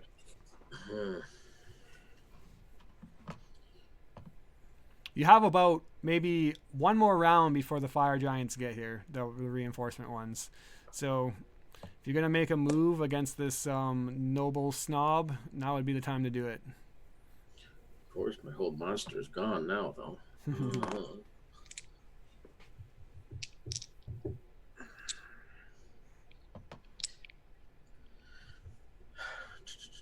Who's bringing the siege engines toward us? Is it more giants or just the people? So they're just changing the order, or the aiming of it. They're not bringing it closer in. They're just aiming it towards you guys. And there's a fire giant and 2 ogres on each of them now. The fire giant just easily like picks it up from the back and then puts it in line with you. I am running low on anything useful at this point.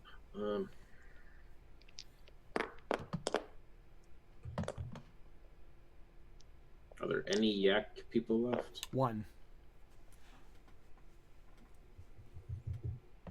I guess I will just go for him with my cantrip then. Who's that, the yak? Yeah. All right. I don't have anything that's going to help with these. Oh, 9 plus 9, yeah, so 18. 18 hits. 2d10. 10, 3, 13. 13. Yeah, the last yak folk is pretty badly injured. Not taken down though. Anything else? I don't have anything as a bonus, and I'm saving my reaction, so yeah. That's All it. right. Mr. Pike, Shen, Dynamico launch their assault on Zaltember. Take him down! Capture him! They yell and they begin to fight. Hitting, and missing. Nice. Octavius, what do you do? Alright, this whiny prince. I'm gonna wait for his hand to start to dip back into the bucket. Okay. And then I'm gonna cast Shatter on the bucket. Okay. Tell the lily to watch your heads and cast Shatter on the bucket.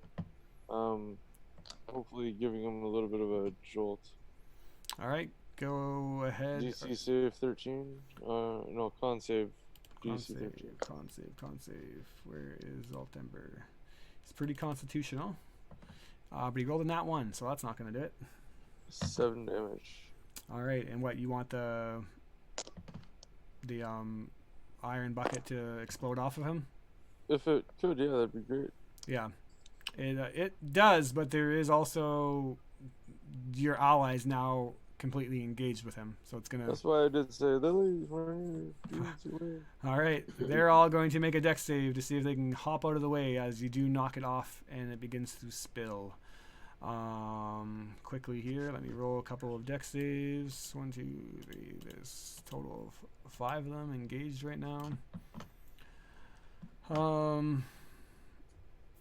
Only 1 fails, so that means that he gets hit pretty good. The splash damage is going to, where is he? It is Grizzly. Almost take Grizzly out as he is badly burned by the molten. Everybody else hears your warning though and jumps out of the way. As next up is the last remaining yak folk. He is just going. Actually, hey, Chris. Yo. I'm gonna. He's one of my allies, right? Yeah. All right, I'm gonna do my. Is he within 30 feet of me? Now the wording on that is an attack or just any damage. Let me look. 1 second. While you're doing that, the yak folk is retreating. He's going to disengage, or he's already disengaged, and he's just going to run. He's getting the fuck out of here. This isn't worth it. Rigsby and Jenabel are going to fire at Zaltember. They're just unleashing this fury as the Ruckle pirates do everything they have to overcome this giant. And next up is Reich Liviant. No, Chris. It's anyone I can see within. Cool. Takes damage. So go ahead. So I'm gonna see if I can help that guy out. Yep. Oh, that's not bad. That's 10. Yeah, you negate almost all the damage. Nice.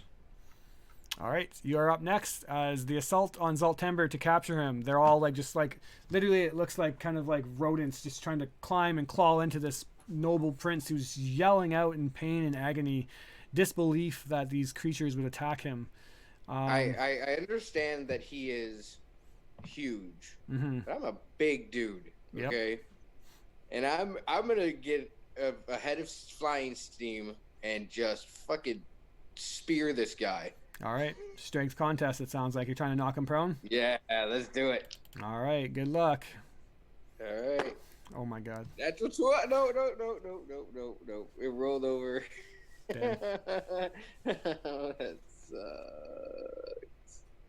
It's still a good roll. It's 23. You overcome him as you loop up in the air doing a spin. You pick up as much momentum as you can, and you look out at him like teary-eyed, crying in pain. Sister, help me! And then boof, you spear into him and knock him prone. All right, so we got. That's my whole thing, right? I don't have anything else. Yeah, that sounds right. Back. Yeah. Okay. Yeah. So we got him knocked over. All right. And I look up and I tell his sister, "You should run." Zoltember, now up, pinned down and surrounded, he cries out in agony, I surrender! I surrender! Stop! Stop! My mother, my father, they're Duke and Duchess! They will give you anything! And Cinder Healed says, oh my god. I want to brother." run an insight check on that. Yeah, and she replies, brother, are you serious? You could not be any more embarrassing. Do not surrender to these. And then he says, shut up, sister! What'd you roll? But I rolled a 17 on insight. He seems scared for his life. This kid did not expect a fight back. He thought that the forces were heavily in his favor. He yells out to the fire giant, stop, stop, don't move. They'll kill me. They'll kill me. Yeah, and I definitely look up and reiterate that. Lily puts her blade to the neck of the guy and says, my name's Captain Lily Arbuckle, the pirate princess of sails. And you are our captain. And she smiles and says, any of you move out there, and she kind of changes her voice to this devious sound, and I'll slit his throat. Pirate's honor. I look up at Lily and go, have the remainder of the men hold the sister as well. Yeah. Yeah, she'll look and say, kind of mumble under her breath, I'm purely bullshitting here. If they turn on us, we're fucked.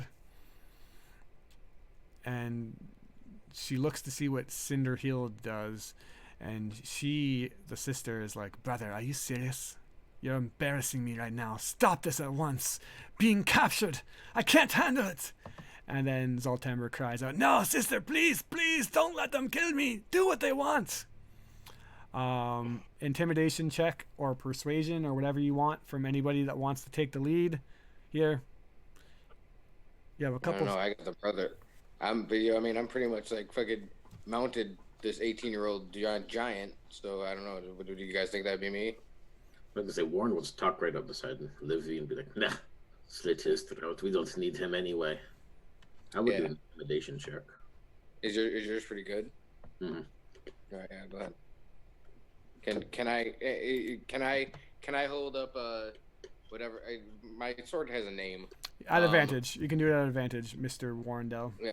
No. Yeah. That was a 17.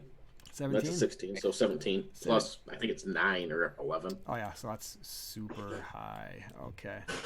So, she says, oh my god, I can't believe this is happening. Oh, if any of my friends could see me right now, this would be terrible. I would never be able to show my face around them again. Brother, I can't believe you've done this. And she says, please, stop. Do not kill my brother. He is a noble boy, and my mother and father are very prominent giant lords. Your city is almost destroyed, but if you stop this, we will leave. My mother is probably almost done anyways, and she'll be here any time now. And if she gets here, she will not be as patient. We were here for one thing. I'm sure she's done it by now. We can leave. You give my brother, and your city is saved.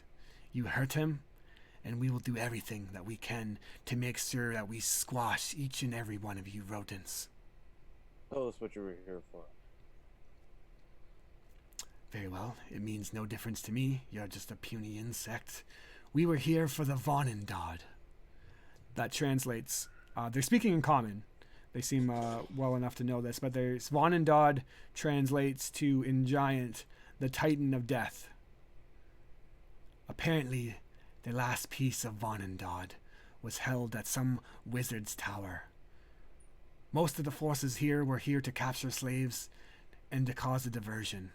My mother and her main force, which is much larger than this force here, was to assault the Hoss Tower, I believe the rodents call it, and take the last piece of the Vonendod.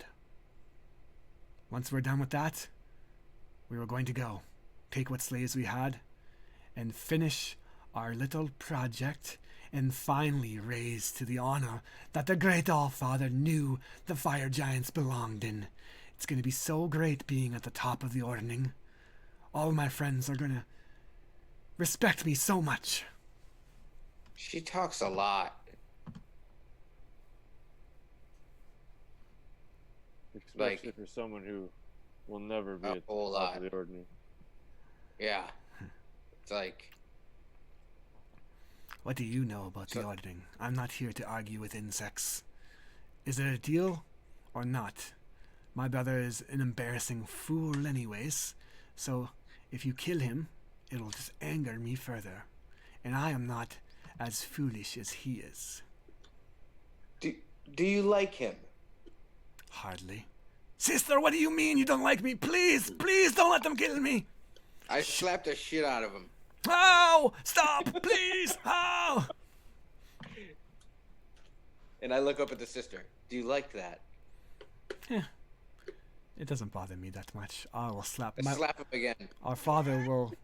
Look to Warren while he's having all this fun and be like, is there anything else we could use him for? Is there anything else we need? Well, I think this was rather impromptuous attack on the city. I think they should be able to handle most of this. We have more important matters, I'm sure. Hekaton will not approve of this, and we have a meeting with him as it is. Hekaton is dead. My mother told me. My father, Duke Zalto, has went to the Storm Giants' fortress to finish them off. The Storm Giants' reign is over. You think what you want, little girl. Well, you can never tell a child anything. You know that. They just don't realize that they've been tricked by a dragon. But yeah, who are we to care? We have other important things to do. And I have more important things to do too. Then leave, little girl. Then leave. Give my brother As you back. said you would. Oh, take him. I slap him as hard as I possibly can one more time. I want to make an attack roll on this one if I can, please. Yep. Oh, come on. Yeah, it's 17 on a die, so 27. That hits. I remember. Is that D4? Uh, I'm not gonna hit him with a weapon. yeah, sure. D4 plus your strength. I remember Duke Zolto. Did we fight him? Or Yeah, he was down in the thing, right? he was one of the giant lords that originally came to parley with this princess, Sarissa, or queen. And when he didn't get his way, he left in uproar. But then when Emerith finally did her main called all the giants to action and put all of her pawns in place, you do remember that fire giants were attacking Maelstrom apparently. Yes. Right. You ran away before you were told to leave before you actually seen, I believe. So I don't think you know who was there, but I think the name Duke Salto would sound very familiar for sure. Yeah, and that's 8 damage. I punch him right in the face. Yeah, 8 damage. He begins to whimper more, and Cinderhealed says, "For every scar you put on his face, it'll make it that much harder to convince my mother not to squash your entire ant farm." Fine. And I look down at the boy. I go, "Toughen up." Like I am tough. I'm very tough. She's absolutely right.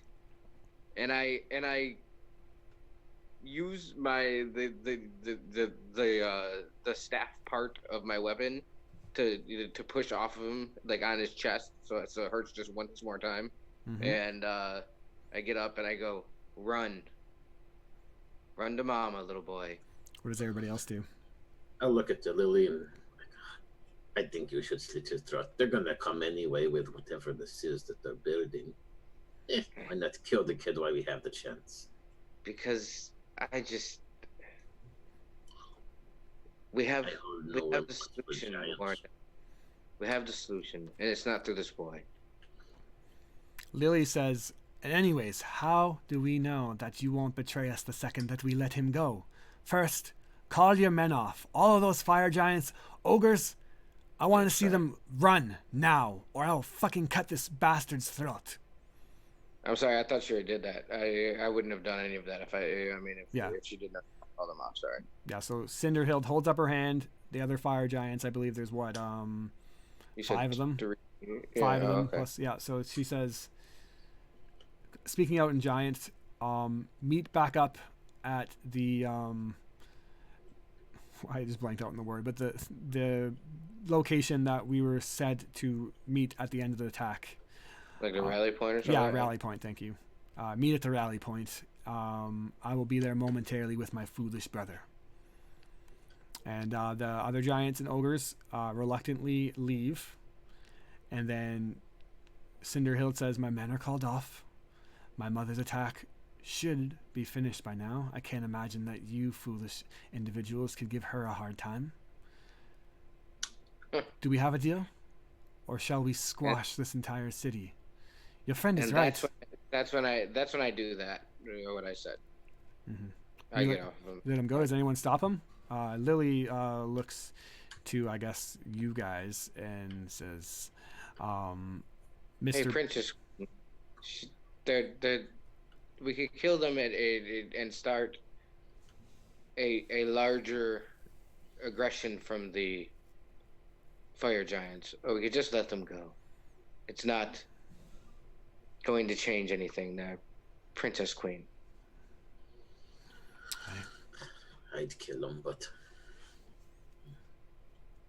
I say we get back to our task at hand. Exactly. Lily puts the dagger even closer, pressing against the throat, and begins to cut into the thick hide of the fire giant's neck. A little bit of blood trickles out as he, please don't kill me, please. And then she pulls the blade back and says, this is my one opportunity of mercy. If you ever come back here, all of Kurth's pirates and all of Luskan will descend upon you and crush everything that you have ever built. The boy picks himself up and runs to his sister, crying. Cinderhild says, you know, your caster friend there was right. We will be back, and we will be back with the Titan of Death. And all of you rodents will all burn and be crushed and never be remembered.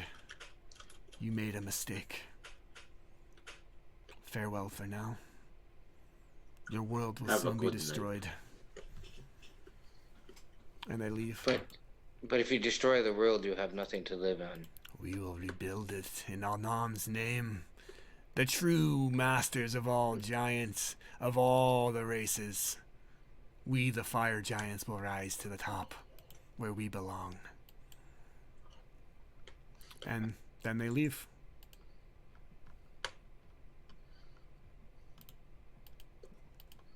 The city is burning behind you. Yeah, they're really bratty. The city is still burning behind you. All the men heavily exhausted, heavily wounded. Magma still sears against the icy snow. Everyone's exhausted. Neverander takes a breath and says, I can't believe we pulled that off. I thought we were going to be doomed. And Lily smiles and says, when you got a princess pirate queen behind you, anything is possible. And then and I slap a hand on the back of Neverander. That's what I saved, right? Yeah. Yeah, and I go, you fought well, friend. It's Luskan is quite a place. I don't know what well forces done, are Princess Queen. And I kind of just nod to her. Jennabelle jumps down one of the crew and says, you know, little sis, you're going to have to come up with a proper name eventually. Princess Pirate Queen is just a jumbled mouthful. And she says, that is no way to talk to a captain, Jennabelle. And she says, oh, I know, little sis, don't worry. And she comes and scrubs her hair. I'm just looking out for you. I want you to be the best pirate queen, sail lord that you could ever be. But you gotta come up with something. And they all kind of laugh as they none of the crew was actually taken down, surprisingly. I thought for sure they were going to get decimated. But the Lily Arbuckle pirates still stand, and the city of Luskan has been maybe saved, ? The siege has been called off.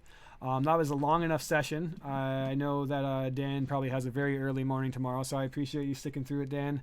I know Morgan the same. So we will pick up with the aftermath of that whenever we can.